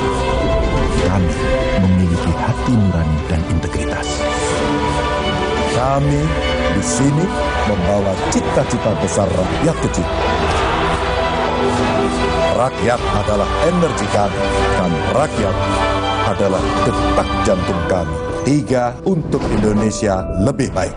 Suatu hari sekeluarga nonton TV, tiba-tiba tembok rembes, plafon netes. Nippon Elastex 3-in-1 siap beresin dengan teknologi Hydroplex. Pasti beres pakai Nippon Elastex. Top Cappuccino, milky foamnya lebih tebal dan crunchy chocomaltnya. Ini baru cappuccino. Beli 2 ekstra 1. Kopi yang delicioso, Top Cappuccino. Enak.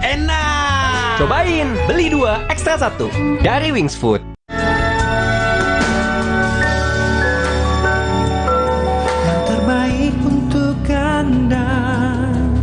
Optik melawai.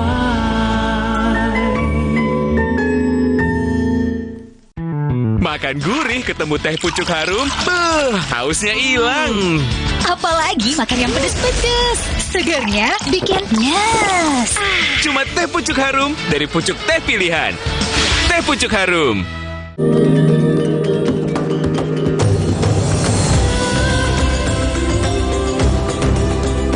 day for 20 years, we have been helping keep Indonesians healthy and happy. Helping Indonesians for a prosperous Indonesia to help strengthen your immune system. Drink UC 1000 vitamin with 1000 milligrams of vitamin C. Healthy inside, fresh outside. Mix, mix, mix, Indo Coffee, coffee mix. Memang asik, Indo Coffee, coffee mix. Mixnya asik, rasanya ngehits. Indo Coffee, coffee mix, 3-in-1. We are first class. Mitsubishi X-Force. Bring joy to life. Go for new excitement. Mitsubishi X-Force, infinite excitement. Cat Paragon dong, Mbak. Perlu yang mana? Ekstra daya tutup dan ekstra hemat. Ada Paragon Emulsion atau ada Paragon Premium 1000 yang bisa dibersihkan dan antibakteri. Atau ada Paragon Waterproof, anti bocor dan elastis. Oke, saya beli semuanya. Sekarang Paragon makin banyak variannya. Kami bermula dari rakyat kecil. Tapi kita katakan, jangan pandang kami sebelah mata. Kami memiliki hati nurani dan integritas. Kami di sini membawa cita-cita besar rakyat kecil. Rakyat adalah energi kami, dan rakyat adalah detak jantung kami. 3 untuk Indonesia lebih baik. Di tanganmu, botol plastik bekas bisa jadi baru lagi. Seperti tas, baju, hingga sepatu ini. Bersama Gerakan Ekonomi Sirkular Nasional Le Mineral, mari mulai kebiasaan baru memilah sampah plastik dari rumah, menyalurkan lewat aplikasi, pemulung, ataupun bank sampah. Sampah plastikmu memberi nilai tambah untukmu dan juga untuk mereka.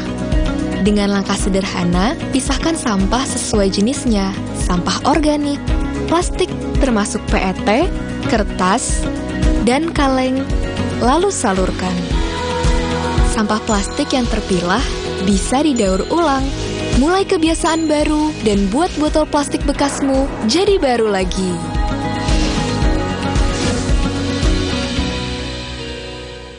Suatu hari, sekeluarga nonton TV. Tiba-tiba, tembok rembes, plafon netes. Nippon Elastex 3-in-1 siap beresin. Dengan teknologi Hydroplex. Pasti beres pakai Nippon Elastex. Makan gurih ketemu teh pucuk harum, hausnya hilang. Apalagi makan yang pedes-pedes. Segernya bikin nyes. Cuma teh pucuk harum dari pucuk teh pilihan. Teh pucuk harum.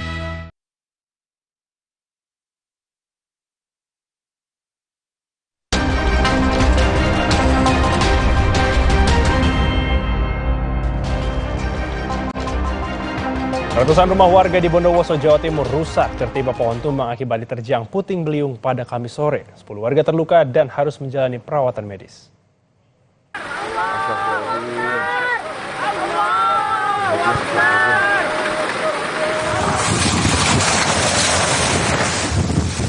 Ini.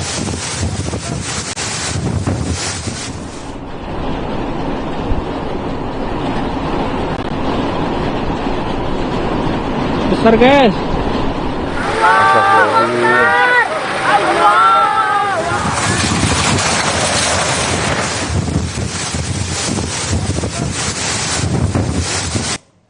Saudara, terima kasih telah menyaksikan berita utama hari ini. Sukseskan pemilu 2024 dan pastikan tetap di Kompas TV, independen, terpercaya. Saya Agin Fredianto pamit.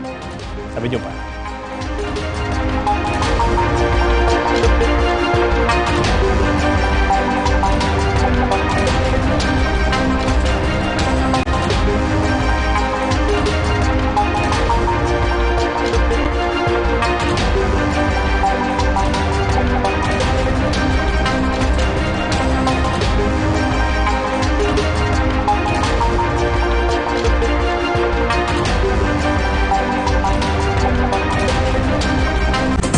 Terima kasih Anda telah menyaksikan Berita Utama yang didukung oleh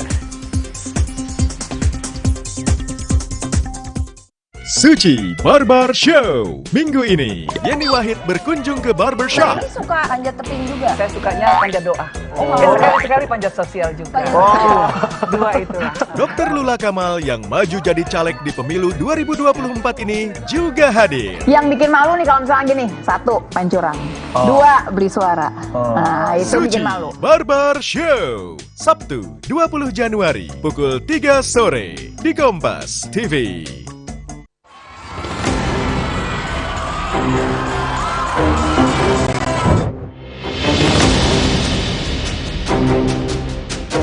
Jangan-jangan ini indikasi mau ada rekayasa. Mau 1 putaran, mau 2 putaran, itu adalah kehendak rakyat, bukan kemauan elit.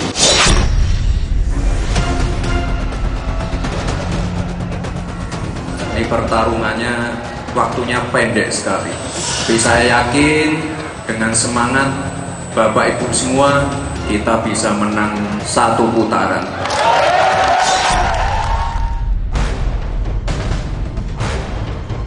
Pertama dari tim kita juga ingin 1 putaran, maka sekarang kita bekerja keras. Nanti hasil akhirnya rakyatlah akan menentukan. Kalau tidak bisa mencapai 50% lebih, itu artinya 2 putaran.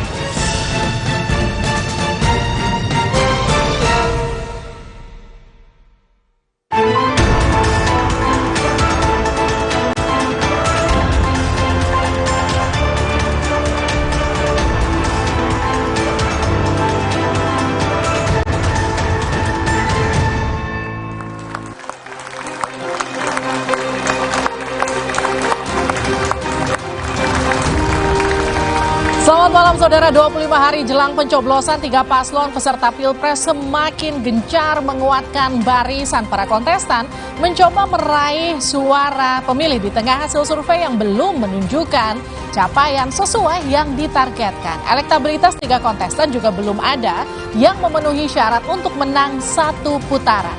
Narasi 2 putaran pun muncul ke permukaan. Skenario koalisi antar kontestan pun mulai dibicarakan. Meski demikian, masing-masing kontestan dan partai pengusung masih menunggu hasil perolehan 14 Februari mendatang. Benarkah Pilpres akan berlangsung 2 putaran? Lalu bagaimana komposisi dan peta koalisi lanjutan bila Pilpres betul 2 putaran? Kita akan membahasnya bersama dengan sejumlah narasumber. Selamat malam dan selamat datang Saiful Huda, Dewan Pertimbangan Timnas Anies Mohaimin. Malam. Selamat malam dan selamat datang Dede Prayudi, Jubir TKN Prabowo Gibran. Selamat malam, terima kasih. Malam. Selamat malam dan selamat datang Ciko Hakim, Jubir TPN Ganjar Mahfud.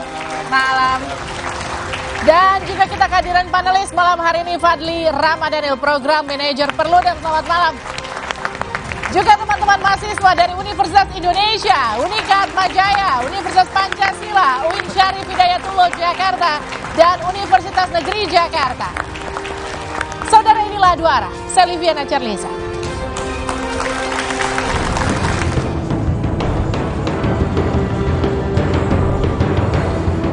Kita membuat target, harus ada targetnya. Tadi kan apa itu yang begini, kita harus menang 1. Ya, itu boleh, itu semangat. Kami duga sebulan terakhir ini adalah hari-hari eksodus besar-besaran dari semua lini, semua kutub untuk menuju 02. Kita pasti menang 1 putaran.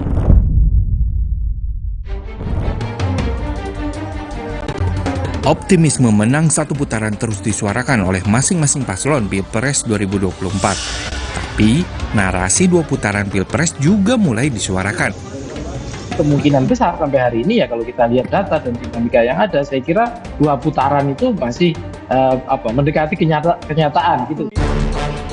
Narasi 2 putaran Pilpres kemudian dibarengi dengan senario koalisi paslon 01 dan 03 untuk menghadapi paslon 02. Dari pasangan Ganjar Mahfud dan Bapak Amin, pasangan Amin telah melakukan komunikasi. Bahkan di dalam komunikasi itu kita merasakan bahwa ada kecenderungan kecurangan secara terstruktur, masif, dan sistematis. Jadi masih prematur ya apabila kita berbicara soal penyatuan koalisi ini sampai nanti setelah hasil 14 Februari barulah kita lihat ya kemungkinan-kemungkinan yang terbuka. Nah, sementara tim Paslon 02 tidak ambil pusing dengan narasi dan rencana koalisi Paslon 01 dan 03 kalau Pilpres berlangsung 2 putaran. Ya itu bagian dari hak mereka dan sah-sah saja dalam Pilpres ini. Tapi kami yakin bahwa manuver para elit politik ini tidak selalu mencerminkan apa yang menjadi pilihan atau aspirasi masyarakat pada umumnya.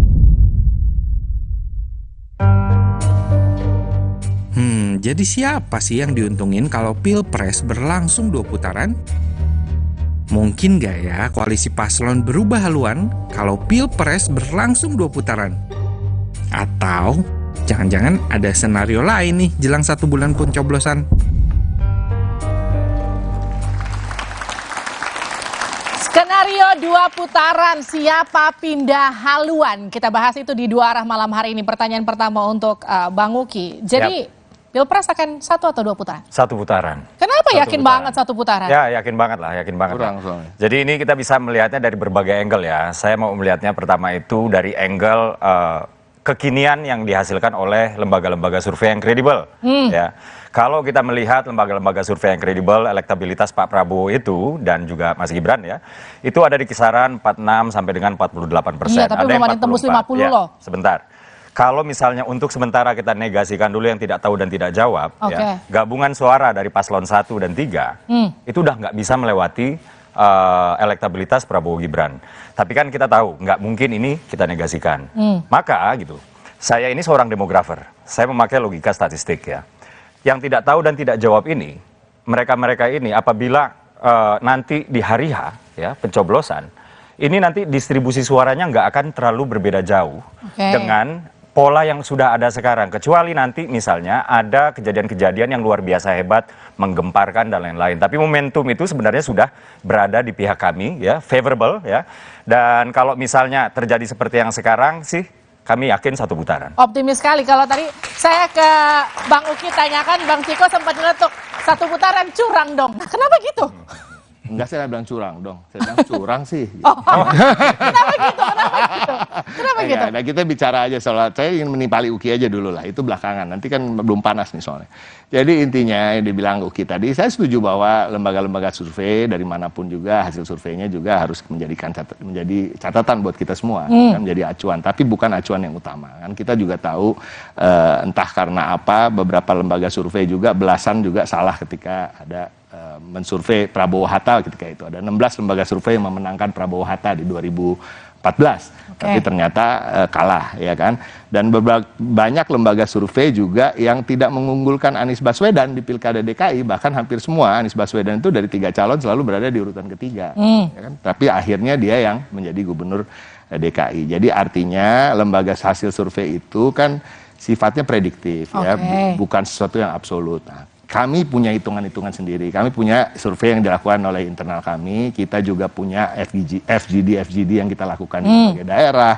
Juga menghitung dari canvassing berapa pintu yang sudah pernah kita ketuk dan lain-lain. Jadi itu juga menjadi ukuran kami. Jadi itu tidak akan mengubah strategi kami. Tadi dikatakan soal hasil survei. Hasil survei sekarang kan yang lagi rame ini indikator. Hasil survei indikator ini dirilis baru-baru aja, tetapi sebenarnya surveinya diambil sebelum debat capres.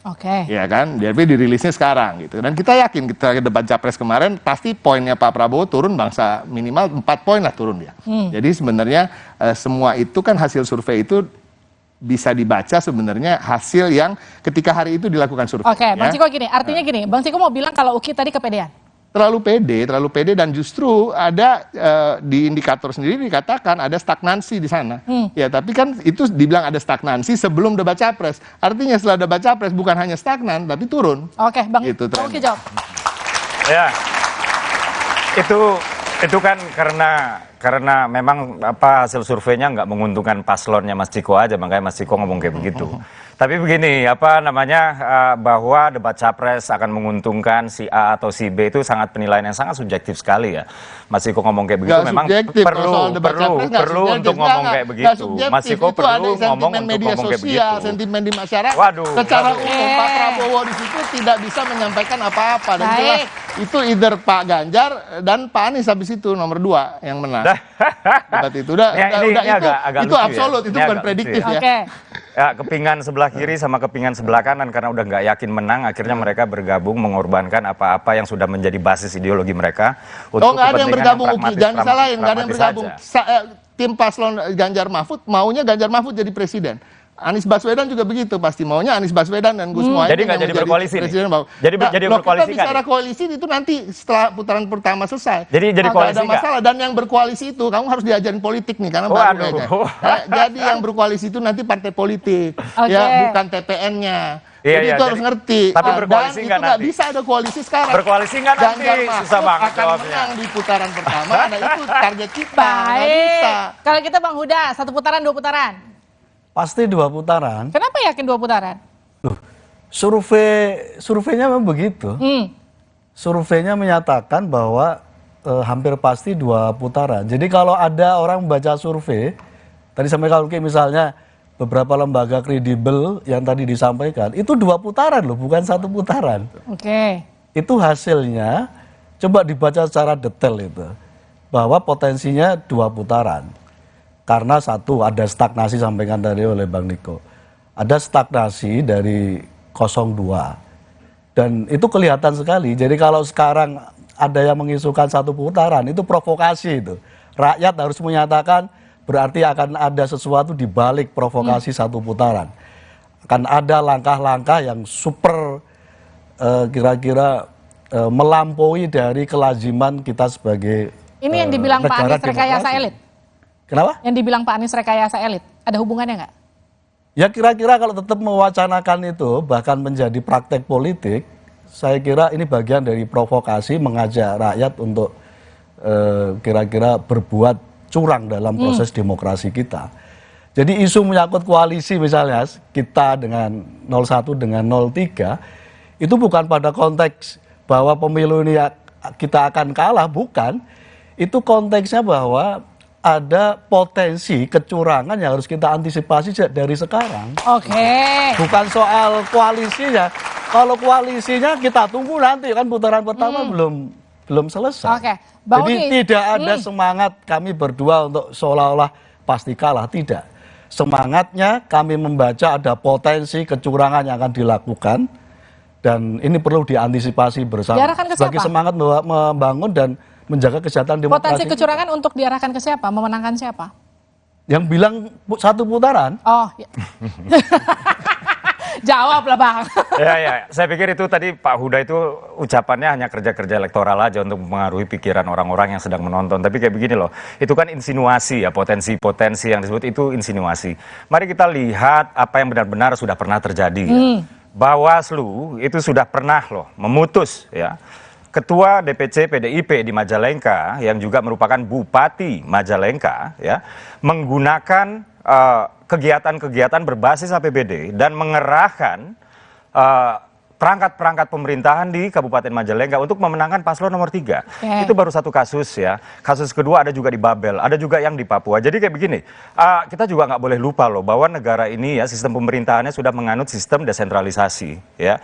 Yang banyak sekali disorot itu adalah pemerintah pusat. Padahal ya kalau memang mau berbicara kecurangan, itu di daerah-daerah ya yang sudah banyak terjadi justru sangat mengarah kepada paslon nomor 3 dan itu sudah terbukti oleh Bawaslu yang saya kasih contoh tadi Majalengka. Terbukti melanggar undang-undang pemilu. Ini kenapa nggak pernah diangkat sama mereka-mereka yang teriak-teriak soal kecurangan? Jangan-jangan ya karena nggak yakin menang ya maka ingin meruntuhkan wibawa pemilu dan ini bahaya sekali. Bang Ciko, karena nggak yakin menang jadi ngomong curang. Tadi gitu ya. Jadi kalau udah dibuktikan oleh Bawaslu artinya memang udah pasti cuma itu aja yang salah gitu. Kan kita juga banyak melakukan pelaporan. Saya yakin juga paslon 1 juga banyak melakukan pelaporan. Apakah ditindaklanjuti? Itu kan masalah preferensi juga. Nah ini juga menjadi pertanyaan. Kecurangan ini kan kita bisa bilang juga bagian dari kecurangan-kecurangan aparat dan kecurangan-kecurangan penyelenggara pemilu. Kita ngomong aja jujur-jujur aja di sini. Ya kan? Apa yang terjadi? Kita juga melaporkan. Seperti yang terjadi nih, saya mesti baca nih. Kalau Uki kan udah ngafalin dia pelanggaran kita. Kita baca. Dilakukan oleh Sekda Pemkab Takalar, Sulawesi Selatan. Ya kan, dan dalam acara Rembuk Guru itu mengatakan akan menjanji kalau Gibran menang, Jokowi akan menjadikan calon PNS ini semua PNS dan lain-lain. Nah itu kan jelas-jelas ada rekamannya. Ya ada beberapa hal lagi yang dilakukan. Bahkan kemarin sahabat saya, ini saya ingin menyampaikan secara di publik ya, sahabat saya Palti Huta Barat, itu dia ditangkap jam 3.30 pagi. Ya, karena memang ada postingan yang dianggap hoax, ya kan, karena belum ditelusuri betul apakah itu hoax apa tidak, tapi dia merepost, dia bukan satu-satunya yang memposting postingan itu, dan dia juga bukan orang pertama yang memposting postingan itu. Ditangkap seperti teroris jam 3.30 pagi. Ya kan, bahkan polisi ini tidak pernah menangkap orang sebegitunya pada penjahat-penjahat lain, pejabat yang korupsi dan lain-lain. Ini kan salah satunya menurut kami adalah bagian dari ketidaknetralan aparat. Nah, kita bicara soal kecurangan-kecurangan. Kecurangan itu tidak selalu harus melanggar aturan yang tertulis ya. Karena kita ada adab, ada etika, ada moral. Saya kasih contoh, beberapa menteri, Menko Erlangga, Menteri Zulkifli Hasan, Menteri Erick Thohir, itu jelas-jelas condong ke Prabowo dan Gibran, dan mereka kayak Erick Thohir itu acara Natal kemarin mengundang Menhan untuk hadir di acara Natal. Cuma Menhan doang, nggak, menteri lain nggak diundang. Itu satu. Sementara Erick Thohir melarang pegawai BUMN untuk melike komen di medsos terkait capres dan cawapres. Ya, tapi dia sendiri mengundang di acara Natal besar-besaran. Menko Erlangga mengatakan soal bansos adalah dari Jokowi, ya kan? Zulkifli Hasan bicara bansos dari Jokowi dan lain-lain. Kalau kita bicara bansos dari Jokowi, hutang negara juga hutang Jokowi, artinya pajak negara juga pajak Jokowi dong. Sekarang gini, Bang Ciko, Sekjen Anda kan juga berkata gini, ada dugaan kecurangan yang terstruktur dan juga sistematis, tapi kemudian nggak ada juga pelaporan sampai sekarang. Kenapa begitu? Nanti dijawab saja di luar.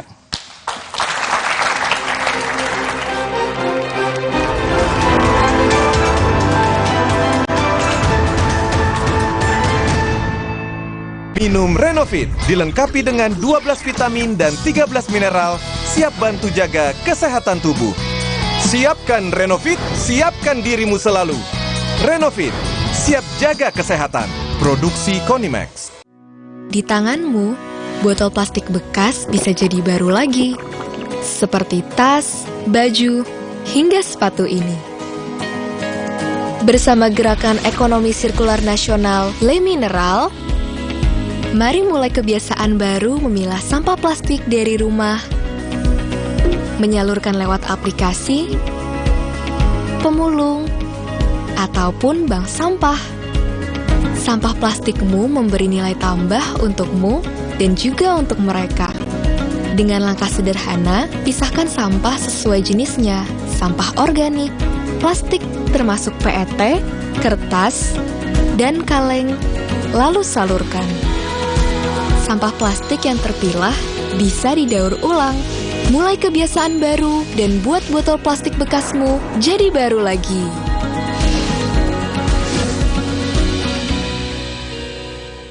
Suatu hari, sekeluarga nonton TV. Tiba-tiba, tembok rembes, plafon netes. Nippon Elastex 3-in-1 siap beresin. Dengan teknologi Hydroflex. Pasti beres pakai Nippon Elastex.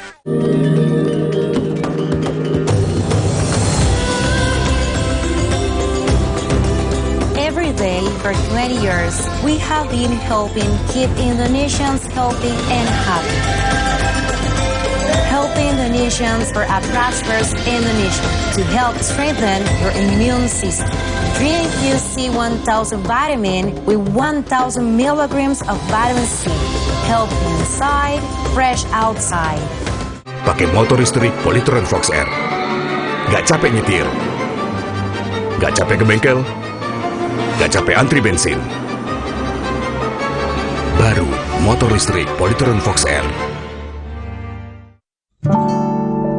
Terima kasih atas segalanya bersama kita. Pastikan terus melangkah karena cinta akan mengikat rasa untuk selalu saling percaya.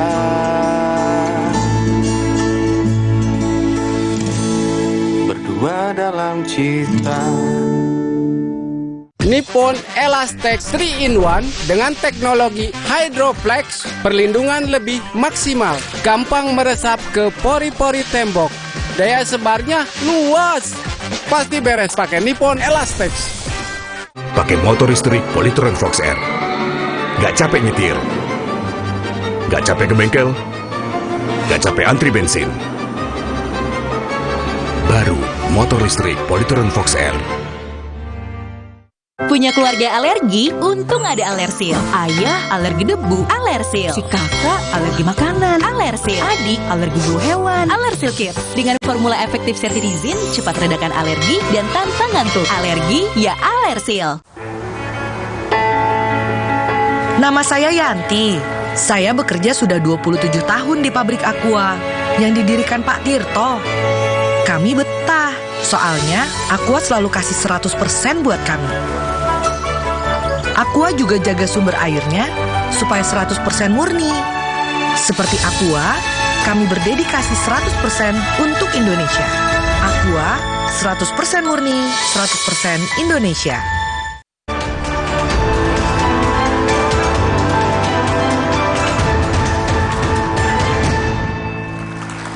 Anda kembali bersama kami di Dua Arah, skenario 2 putaran siapa pindah haluan. Bang Ciko, ke Sekjen PDI Perjuangan kan Hasto Kristianto sudah bilang bahwa ada dugaan kecurangan terstruktur dan juga sistematis. Sejauh mana laporannya dan di Jadi gini, aku ingin menjelaskan dulu apa artinya TSM tadi ya.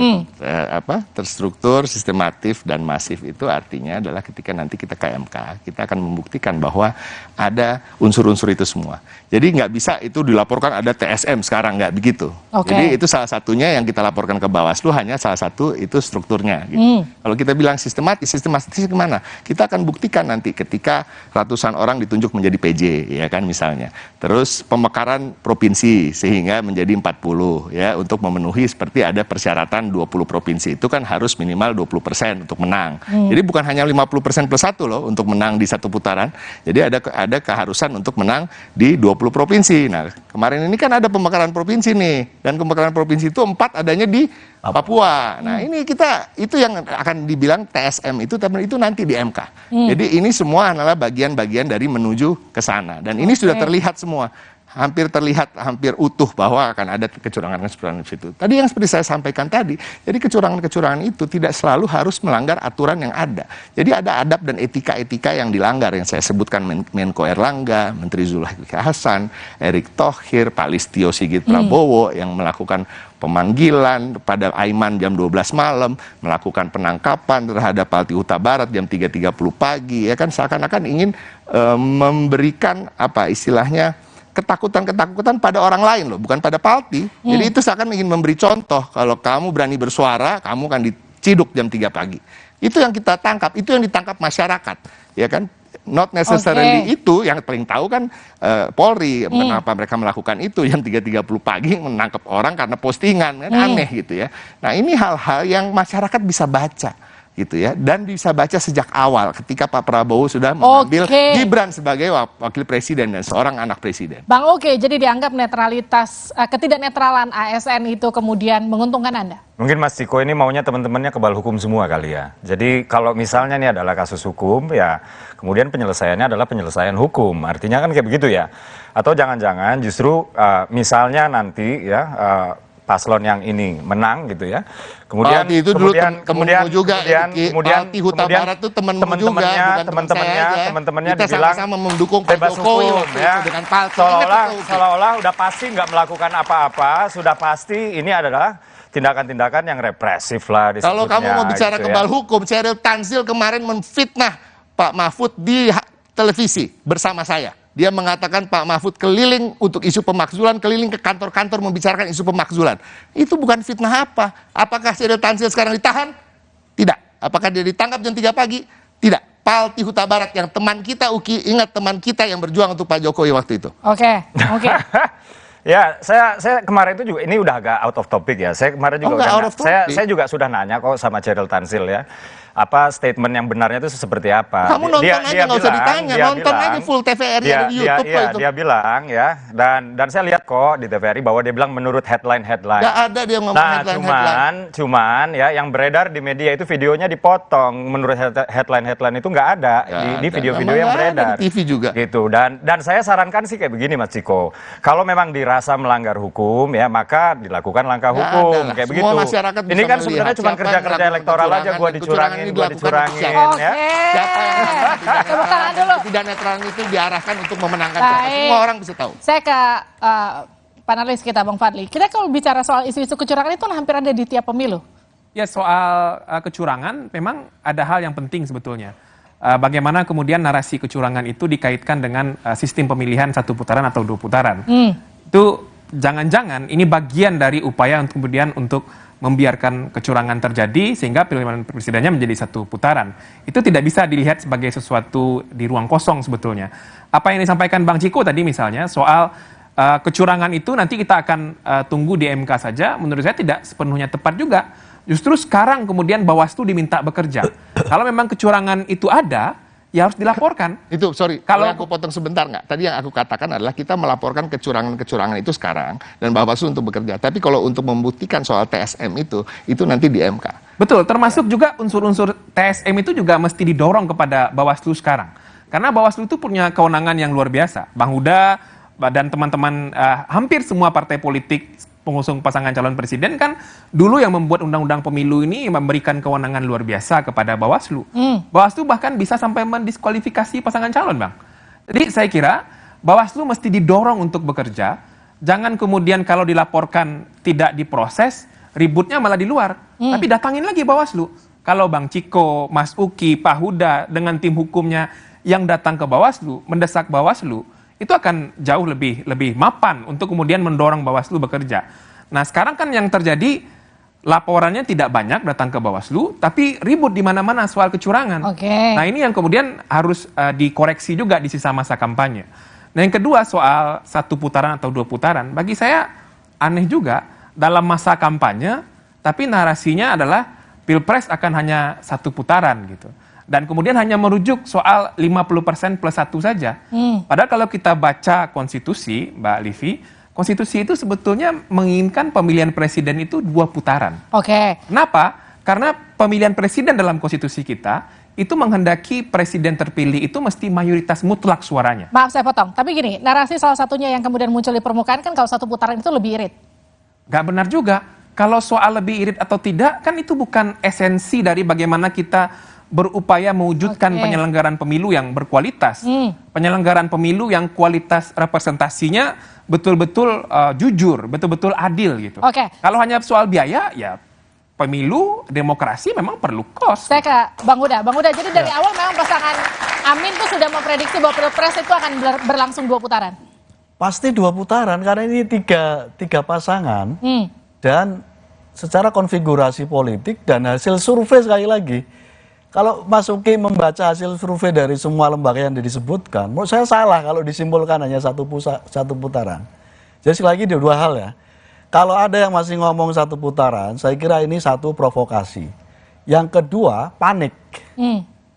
Jangan-jangan memang siapnya hanya 1 putaran. Kalau masuk 2 putaran hampir pasti kalah karena rakyat akan berani ngomong apa adanya. Tapi kalau 2 putaran tuh dibilang akan kemudian menguntungkan 1 dan 3 karena kemudian akan bergabung, itu iya nggak? Loh, kalau soal itu bisa saja 02 gabung juga ke 01 itu. Tidak hanya 03. Oh, masih mungkin begitu ya? Iya, sangat mungkin begitu. Secara teori tidak semuanya. Kalau nanti sudah head to head, pemilih Pak Prabowo sama Gibran misalnya tetap mau memilih Pak Prabowo atau Gibran, bisa aja nanti pindah ke kami gitu. Jadi artinya itu kita ngomongin nanti saja. Jadi sekali lagi, apa yang disampaikan oleh teman-teman 03, komunikasi dengan kami, semangatnya adalah mengantisipasi bahwa potensi kecurangan itu sangat besar. Karena sudah dimulai sejak sudah diputuskan oleh MK ketika melanggar etik berat itu gitu. Itu sudah dimulai. Jadi kalau ditanya sejak kapan itu TSM itu, sejak MK memutuskan terjadi pelanggaran etik. Baik, Bang Uki. Ya, yang melanggar pelanggaran etik itu kan juga sudah dihukum ya. Dan itu tidak ada hubungannya dengan itu normatif, Prabowo Mas. Gibran. Itu yang pertama. Yang jelas ada etika demokrasi yang sudah dilanggar. Yang kedua, di sana pada saat di sidang MK itu tidak menghadirkan saksi. Jadi di sana hanya dapat membuktikan bahwa ada perilaku yang berpotensi mengundang intervensi. Tapi bahwa apakah intervensi itu ada apa enggak, itu nggak bisa dibuktikan. Dan setelah itu ada lagi diajukan lagi gugatan ke MK untuk membatalkan putusan MK yang sebelumnya terkait dengan batas usia, dan ada satu lagi frasa yang diributkan orang itu. Dan ditolak juga, gugatan itu juga udah gagal. Artinya memang ini sesuatu yang sudah konstitusional lah. Kalau hal ini menurut saya penting untuk diluruskan nih. Bukan hanya soal intervensi yang diputus Mahkamah Konstitusi, tapi soal konflik kepentingan. Dan konflik kepentingan itu sesuatu yang serius dalam proses penyelesaian etik di Mahkamah Konstitusi kemarin. Kalau kemudian kita mentolerir perilaku pelanggaran etik Ketua MK itu, ini tidak ada intervensi, tapi kemudian ada permohonan lain ditolak, menurut saya itu hal yang lain.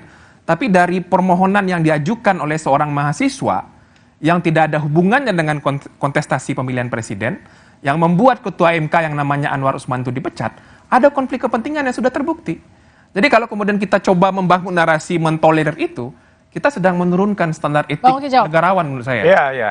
Di putusan MK yang nomor 17 yang menolak gugatan untuk membatalkan putusan MK sebelumnya, itu Hakim Anwar Usman itu nggak terlibat kok, dan tetap ditolak kok. Jadi ya sudahlah. Kalau nggak siap dengan perangkat pertandingan nggak siap dengan peraturan pertandingan, ya nggak usah ikut bertarung lah. Bukan maksudnya bukan begitu. Sesimpel itu. Jadi kalau ini nggak nyampe, kalau nggak ada di dalam undang-undang dia nggak nyampe berpikir di luar itu. Saya kira begini, saya kira harus sadar dan paham bahwa yang punya kekuasaan hari ini memang di UKI, di 02. Jadi kalau pasangan nomor 1, nomor 2 ngomongin menggugat potensi terjadi abuse of power, itu wajar karena ada di situ. Gitu. Sejak dimulainya permainan tadi itu diputuskan MK. Sebenarnya semua tiga dari kita itu adalah bagian dari penguasa, udahlah. Bukan presiden. Pengusung Pak Anies. Itu juga lebih banyak mereka menterinya daripada partai saya di PSI loh. Dan juga di PDIP juga sama ya. Jadi dibilang ini penguasa versus apalah itu sebenarnya nggak valid lah kalau misalnya kita lihat. Belakangan kan yang juga menarik adalah ketika kemudian semakin menuju Pilpres, ada narasi-narasi nggak cuma 1 putaran, tapi juga narasi 2 putaran, dan juga isu-isu soal koalisi antara 1 dan juga 3 nanti bergabung. Gimana tuh? Siapa yang kira-kira akan pindah haluan, Bang Huda? Nanti dijawab saja dari Duara.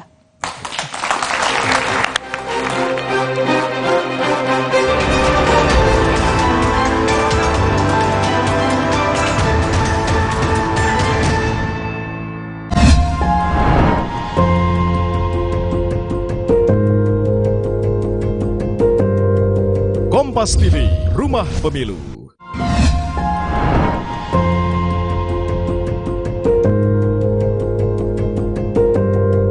Kompas TV, Rumah Pemilu.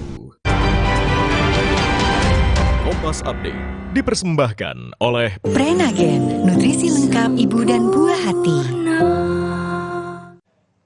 Anda kembali menyaksikan Kompas Update, saudara, bersama saya, Algin Fridianto. Anggota Reskrim Polsek Bagan Sinembah gerebek rumah tempat persembunyian 2 pengedar narkotika jenis sabu.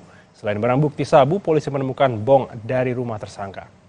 Saat melakukan penggeledahan dan penyisiran di seluruh sudut rumah, polisi menemukan barang bukti sabu yang sudah dikemas dan siap edar. Tidak hanya sabu, polisi juga menemukan sejumlah barang bukti berupa alat bong yang digunakan untuk menghisap sabu dan uang tunai 1,6 juta rupiah diduga hasil penjualan sabu. Dari penggerebekan ini, 2 terduga pengedar dapat ditangkap polisi. Demikian Kompas Update, saya Algin Fridianto. Sampai jumpa. Kompas Update dipersembahkan oleh Morigro. Morinaga Morigrow, susu dengan formula Grow Max, bantu optimalkan nutrisi anak. Prenagen, kaya akan protein, omega 3, dan kalsium. Penting untuk pembentukan organ tubuh bayi. Minum selama hamil 9 bulan. Prenagen. Baru Morinaga Morigrow. Kasih makan anak masih pakai drama. Beri dia Morinaga Morigrow. Susu dengan formula Grow Max, bantu tingkatkan nafsu makan dan penuhi nutrisi untuk pertumbuhannya. Morinaga Morigrow. Pakai motor listrik Polytron Fox R.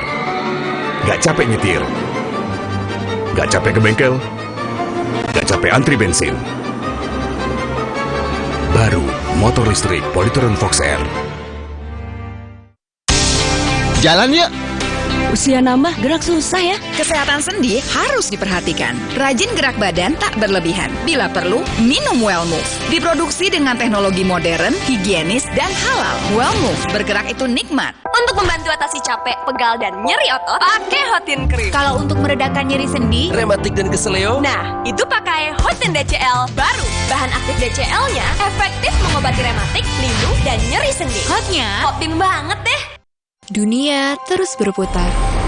Begitu banyak hal yang berakhir, namun banyak juga yang kembali dalam bentuk baru, memberi harapan baru. Seperti botol plastikmu yang dapat menjadi barang baru lagi melalui gerakan ekonomi sirkular nasional Le Mineral. Kini, plastik tidak lagi menjadi sampah, namun terus berputar dengan dipilah dan didaur ulang menjadi baru. Semua bisa mengambil peran penting dalam perputaran itu dari hulu ke hilir. Mulai dari kamu yang memilah sampah dari rumah, pemulung yang mengumpulkannya, hingga pekerja pabrik yang mendaur ulang. Bersama gerakan ekonomi sirkular nasional Le Mineral, mari jadikan botol plastikmu jadi baru lagi.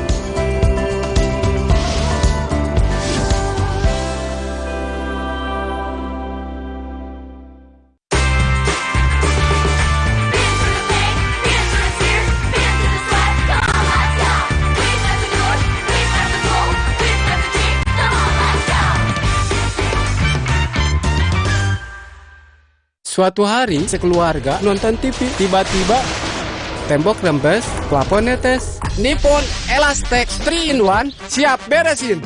Dengan teknologi Hydroplex. Pasti beres pakai Nippon Elastex. Alergi, jontor nih.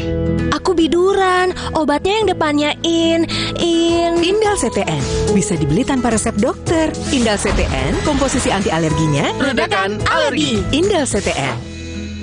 Luka, memar di kulit. sakit. Pegal ini nyeri sendi, butuh dipijit. Sakit. Gak usah ngeluh kalau sakit. Pakai Herba Wahid.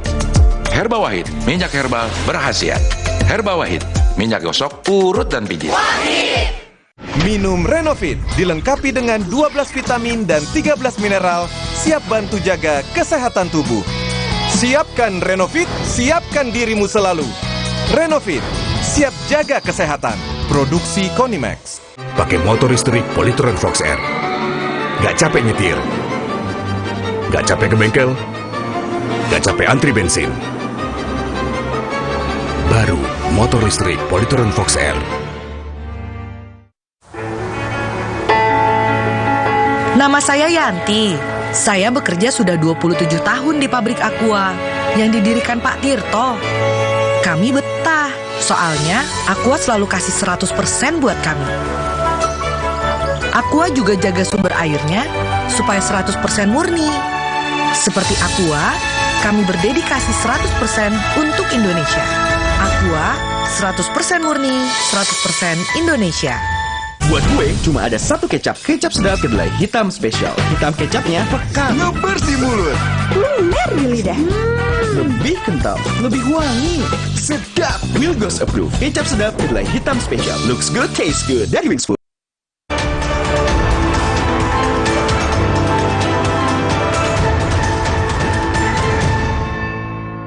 PDIP adalah salah satu partai yang konsisten dalam menjaga demokrasi. Dan Ibu Mega itu penjaga demokrasi yang konsisten, yang berani. Jadi beliau tidak ingin ada pelanggaran-pelanggaran atas konstitusi, walaupun itu mungkin menguntungkan bagi partainya. Inilah bonding kita pada rakyat. Dan pemilu adalah sebuah harapan perubahan. Dan PDI Perjuangan menjadi harapan untuk memperjuangkan nasib wong cilik, nasib marhen. Kita kembali di dua arah, skenario 2 putaran siapa pindah haluan. Bang Huda, kalau dengar narasi tadi yang dikatakan antara Pak Anies, yang muji-muji Bu Mega, Pak Ganjar, yang mention-mention dikit, itu ada narasi-narasi skenario untuk gabung nggak sih?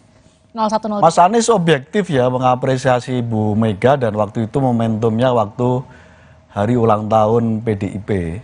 Dan kita tahu Bu Mega adalah salah satu tokoh yang lintas berbagai rezim dan kita hargai bagaimana sikap beliau menjaga kesehatan demokrasi kita terlepas kekurangan sana sini, tapi Bu Mega saya kira dinilai oleh Mas Anies objektif, beliau termasuk yang kokoh pendirian terkait dengan sebuah prinsip-prinsip yang berbasis etika berdemokrasi. Kabarnya sudah ada obrolan-obrolan sama Mbak Puan ya, benar nggak?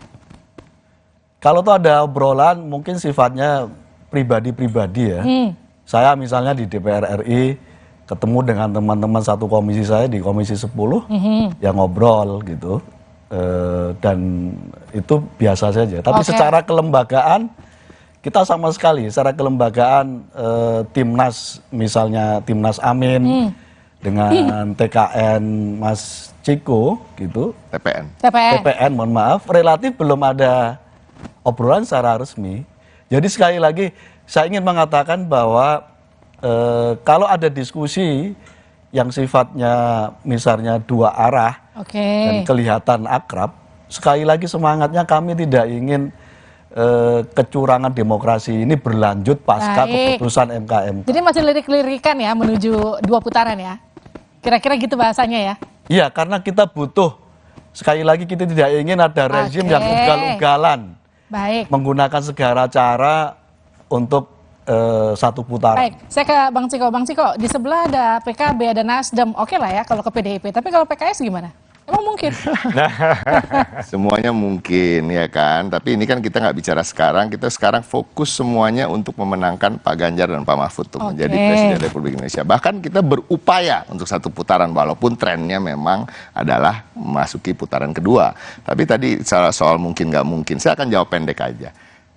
Di TKN itu banyak aktivis yang korban penculikan sekarang bergabung dengan calon presiden yang memang diakui dan sudah ditetapkan oleh sidang etik kehormatan ya perwira sebagai pelaku dalam kasus-kasus penculikan. Jadi ini sangat mungkin itu, apalagi kalau cuma bicara nasionalis dan religius. Kan bangsa ini memang dibangun oleh kaum-kaum nasionalis dan religius. Jadi sejak awal dan dipertahankan demokrasinya oleh kaum-kaum nasionalis dan religius yang memang bertarung sekali-sekali dalam pemilu atau pilkada dan lain-lain. Tapi ini kita tidak fokus ke sana. Yang kita fokus adalah sekarang memenangkan putaran pertama ini sebisanya 1 putaran. Kalau nggak bisa, karena memang trennya sepertinya akan mengarah ke putaran kedua, ya menang ke putaran kedua. Nah, skenarionya kan harus disiapkan. Jadi kira-kira siapa yang bakal putar haluan? Kamu kayak nggak ngerti politisi aja. Politisi itu kejadian besok dia sejam sebelumnya bisa bikin skenario. Yes. Tapi kemudian yang jadi pertanyaan kan ketika bahkan skenario yang sudah disiapkan lama bisa berubah, ya kan? Jadi masih mungkin ya PKS yang kayak air sama minyak ketemu PDIP nggak pernah bisa nyatu tuh mungkin aja nyatu sekarang. Di mana sih dibilang nggak pernah bisa nyatu? Kita semua partai politik yang ada di Indonesia bisa menyatu dan satu tambah lain. Gak ada yang nggak bisa menyatu. Semuanya bisa. Bang Oki, jadi kalau 1 sama 3 gabung ditinggal sendirian loh? Ya nggak masalah. Kembali lagi ya, kita melihat kepada keadaan terkini ya.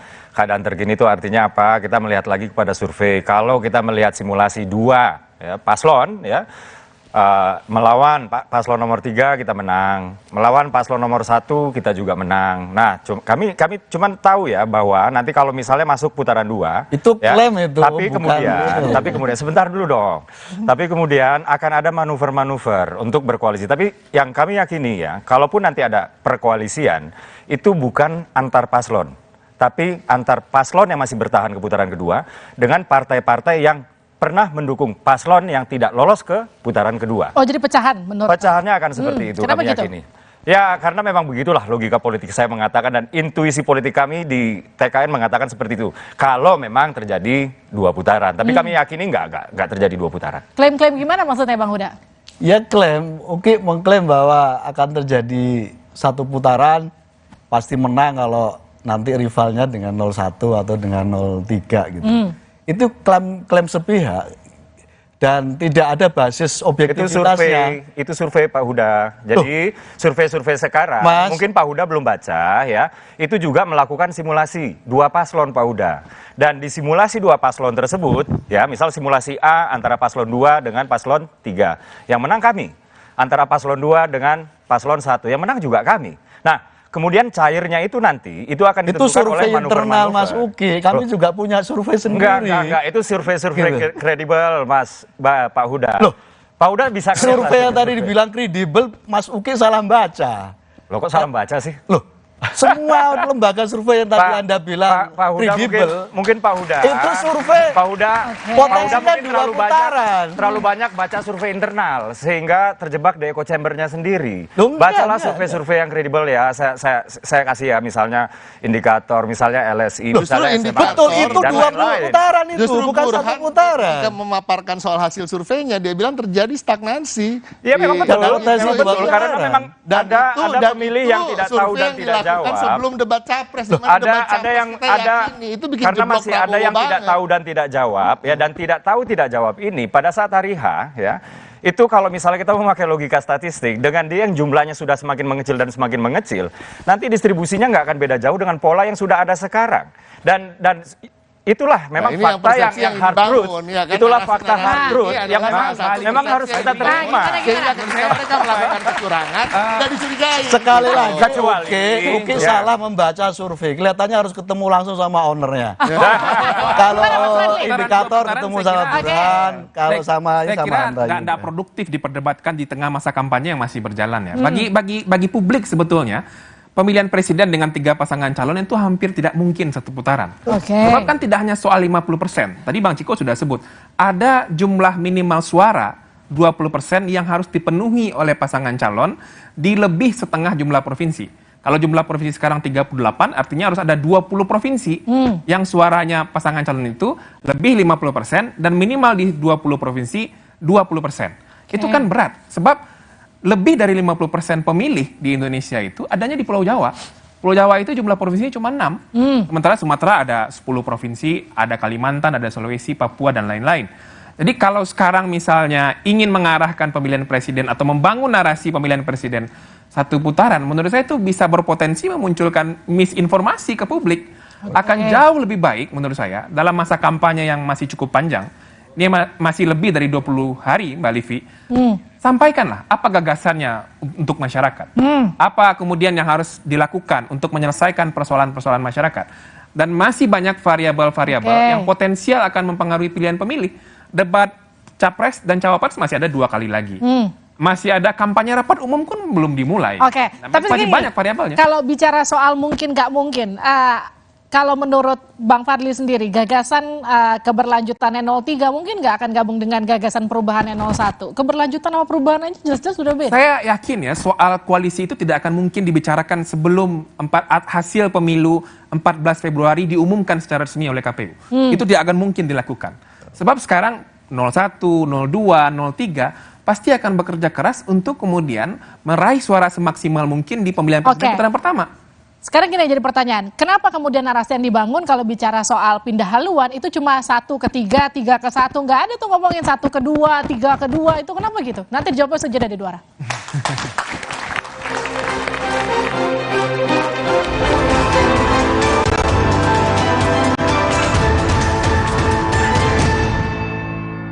Minum Renovit dilengkapi dengan 12 vitamin dan 13 mineral, siap bantu jaga kesehatan tubuh. Siapkan Renovit, siapkan dirimu selalu. Renovit, siap jaga kesehatan. Produksi Konimax. Pakai motor listrik Polytron Fox R. Gak capek nyetir. Gak capek ke bengkel. Gak capek antri bensin. Baru motor listrik Polytron Fox R.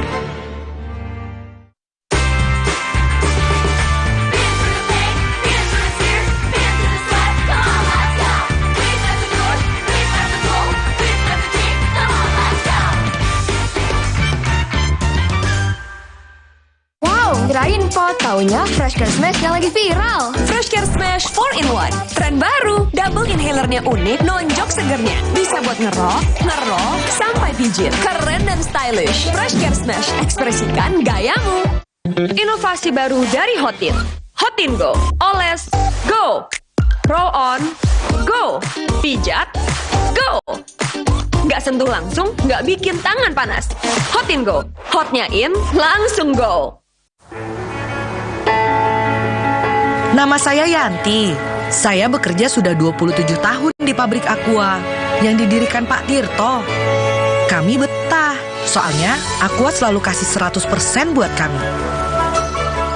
Aqua juga jaga sumber airnya supaya 100% murni. Seperti Aqua, kami berdedikasi 100% untuk Indonesia. Aqua 100% murni, 100% Indonesia.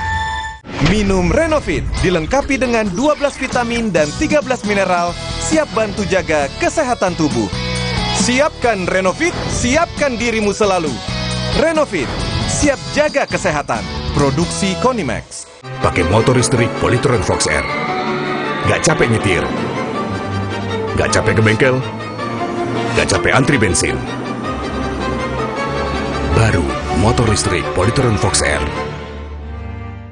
Suatu hari sekeluarga nonton TV, tiba-tiba tembok rembes, plafon netes. Nippon Elastex 3-in-1 siap beresin dengan teknologi Hydroplex. Pasti beres pakai Nippon Elastex.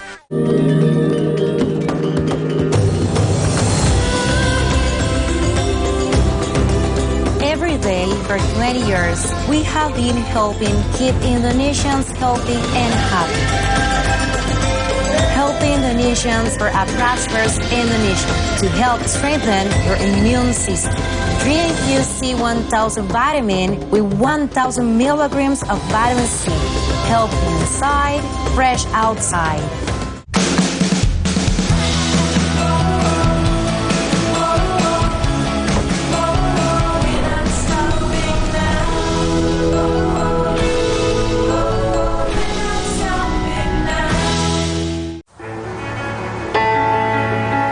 Nama saya Yanti. Saya bekerja sudah 27 tahun di pabrik Aqua yang didirikan Pak Tirto. Kami betah, soalnya Aqua selalu kasih 100% buat kami. Aqua juga jaga sumber airnya supaya 100% murni. Seperti Aqua, kami berdedikasi 100% untuk Indonesia. Aqua 100% murni, 100% Indonesia.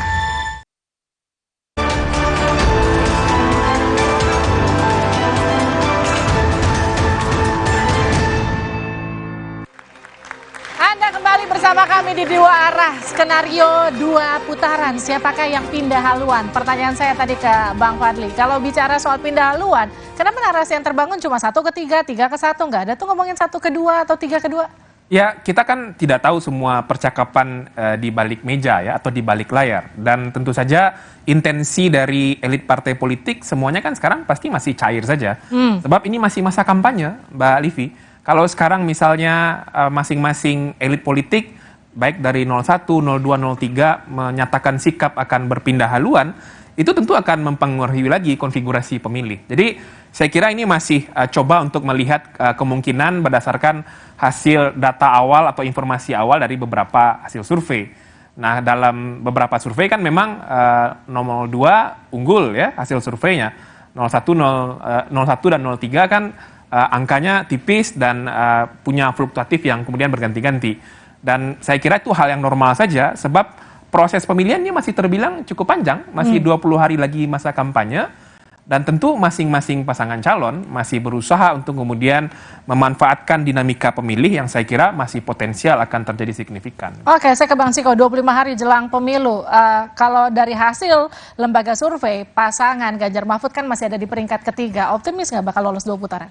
Berapa lembaga survei, kan itu ada banyak hasil yang berbeda. Tapi intinya kami tetap optimis. Tadi saya katakan tadi, kami punya hitungan internal sendiri yang berbasis bukan hanya pada survei.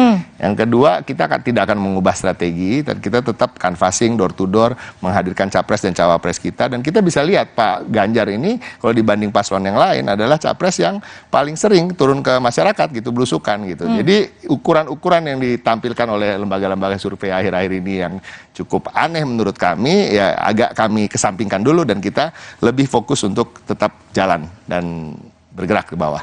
Oke, saya ke Bang Uki. Bang Uki, kalau bicara soal satu putaran, kenapa kalau bicara soal satu putaran, jika terjadi itu pasti curang? Narasinya kenapa begitu yang muncul? Ya, balik lagi ya, ini bukan soal aturan atau apa ya, karena kalau soal aturan kan sudah disediakan kanal-kanal ya, tadi yang Bang Fadli juga sudah katakan, kalau misalnya ada kecurangan, hukum sudah menyediakan kanal-kanal ya untuk diadukan, dan saya pikir ini hanya kerja-kerja elektoral aja untuk mempengaruhi psikologis orang-orang gitu, supaya nggak terjadi satu putaran, karena agen dari satu putaran ini adalah paslon nomor 2 gitu. Jadi buat mereka ya yang menginginkan supaya pemilu itu satu putaran, tersedia yang paling mungkin dan paling logis itu adalah untuk memilih paslon nomor 2. Mungkin itulah yang ada di benak teman-teman dari paslon 1 dan 3 gitu, sehingga oh kalau satu putaran berarti setuju dengan kecurangan, kurang lebih sih seperti itu ya. Jadi saya pikir ini hanya kerja-kerja elektoral aja sih, bukan sesuatu yang ideologis, apalagi yang erat dengan aturan dan lain-lain. Nah terus yang jadi pertanyaan gini, kenapa kalau bilang 2 putaran, 1 selalu ke 3 atau 3 selalu ke 1, nggak ada yang kemudian nyasar ke 2? Iya, karena kami yang leading sih ya. Kalau misalnya salah satu dari mereka ada yang leading, mungkin akan beda lagi petanya ya. Tapi ya udah, realistis saja. Memang kami yang leading pertama, sehingga mereka masing-masing itu ingin mengamankan suara dari paslon yang mungkin salah satu dari mereka ada yang nggak lolos supaya masuknya ke mereka. Kurang lebih sih saya pikir sih seperti itu. Maka komunikasi tetap dibuka. Namun kemudian mereka tetap kerja dengan paslonnya masing-masing gitu. Tapi membuka komunikasi ini kan belum bisa dikatakan ketok palu gitu loh. Palu sudah diketok. Bang Huda, optimis nggak masuk putaran kedua? Sangat optimis. Saya ingin menyetir salah satu lembaga survei ya, Polmark, yang digawangi oleh Kang F. Saiful Fatah. Surveinya di 32 provinsi, setiap satu provinsinya sampelnya 1.200. Di mana di dalam hasil survei itu menyatakan pasangan 01 25-26%, pasangan nomor 2 38%, pasangannya Mas Ciko 21%. Sampai hari ini belum ada satu lembaga pun yang kredibel yang punya sampling segitu banyak. Dan itu artinya kesimpulan dari survei ini pasti 1-2 putaran dan memastikan pasangan 02 tidak lebih dari 40%. Itu artinya kita akan lihat bahwa rakyat akan disuguhi 2 putaran. Kalau masih ada yang ngomong 1 putaran, itu artinya memprovokasi rakyat dan jangan sampai dengan target 1 putaran menghalalkan segala cara. Sesuai sama judul kita, skenario 2 putaran siapa pindah haluan. Jadi siapa yang pindah haluan? Ya. Sesuai dengan judul kita, skenario 2 putaran siapa pindah haluan. Jadi siapa yang pindah haluan, Bang Huda? Ya kita tunggu rakyat. Jadi kita di level elit bisa saja koalisinya saya sama Mas Ciko koalisi gitu. Tapi jangan-jangan rakyat yang memilih 02 semuanya pada putaran kedua memilih pasangan 01. Dan itu sangat mungkin. Kita kembalikan lagi kepada rakyat. Jadi artinya kenapa langsung ke 03? Nggak mungkin ke 02 ya? Kenapa? Nggak mungkin ke 02 ya? Ya kalau misalnya visa-visa sama UKI kan berarti ya kita berhadapan dengan UKI gitu. Tapi rakyat punya hati nuraninya sendiri, rakyat punya logikanya sendiri, punya hati nurani untuk menentukan siapa yang terbaik untuk Indonesia ke depan. Dan semangatnya rakyat butuh perubahan hari ini. Nggak pengen susah, sembako mahal, pengangguran makin terus terjadi, ini kayaknya rakyat sudah nggak betah, nggak kuat, perlu perubahan. Saudara, Pilpres 1 putaran atau 2 putaran memang nggak jadi persoalan selama Pilpres berjalan jujur, adil, dan bermartabat. Namun akan jadi persoalan jika ada upaya memaksakan agar Pilpres berjalan 1 putaran dengan melakukan pelanggaran dan kecurangan. Dalam kompetisi, setiap kontestan pasti ingin menang. Namun kejujuran dan aturan main harus dipatuhi dan dijunjung tinggi. Jangan mengorbankan kehormatan demi kekuasaan, jangan mengabaikan nilai dan etika hanya demi bisa berkuasa. Karena negeri ini butuh pemimpin yang bisa melindungi dan mengayomi, bukan penguasa yang dipersoalkan legitimasinya di kemudian kemudian hari. Saya Liviana Charlisa, tetap saksikan Kompas TV untuk memperbarui informasi terkini seputar pemilu 2024. Tetap di Kompas TV, independen dan terpercaya. Sampai jumpa.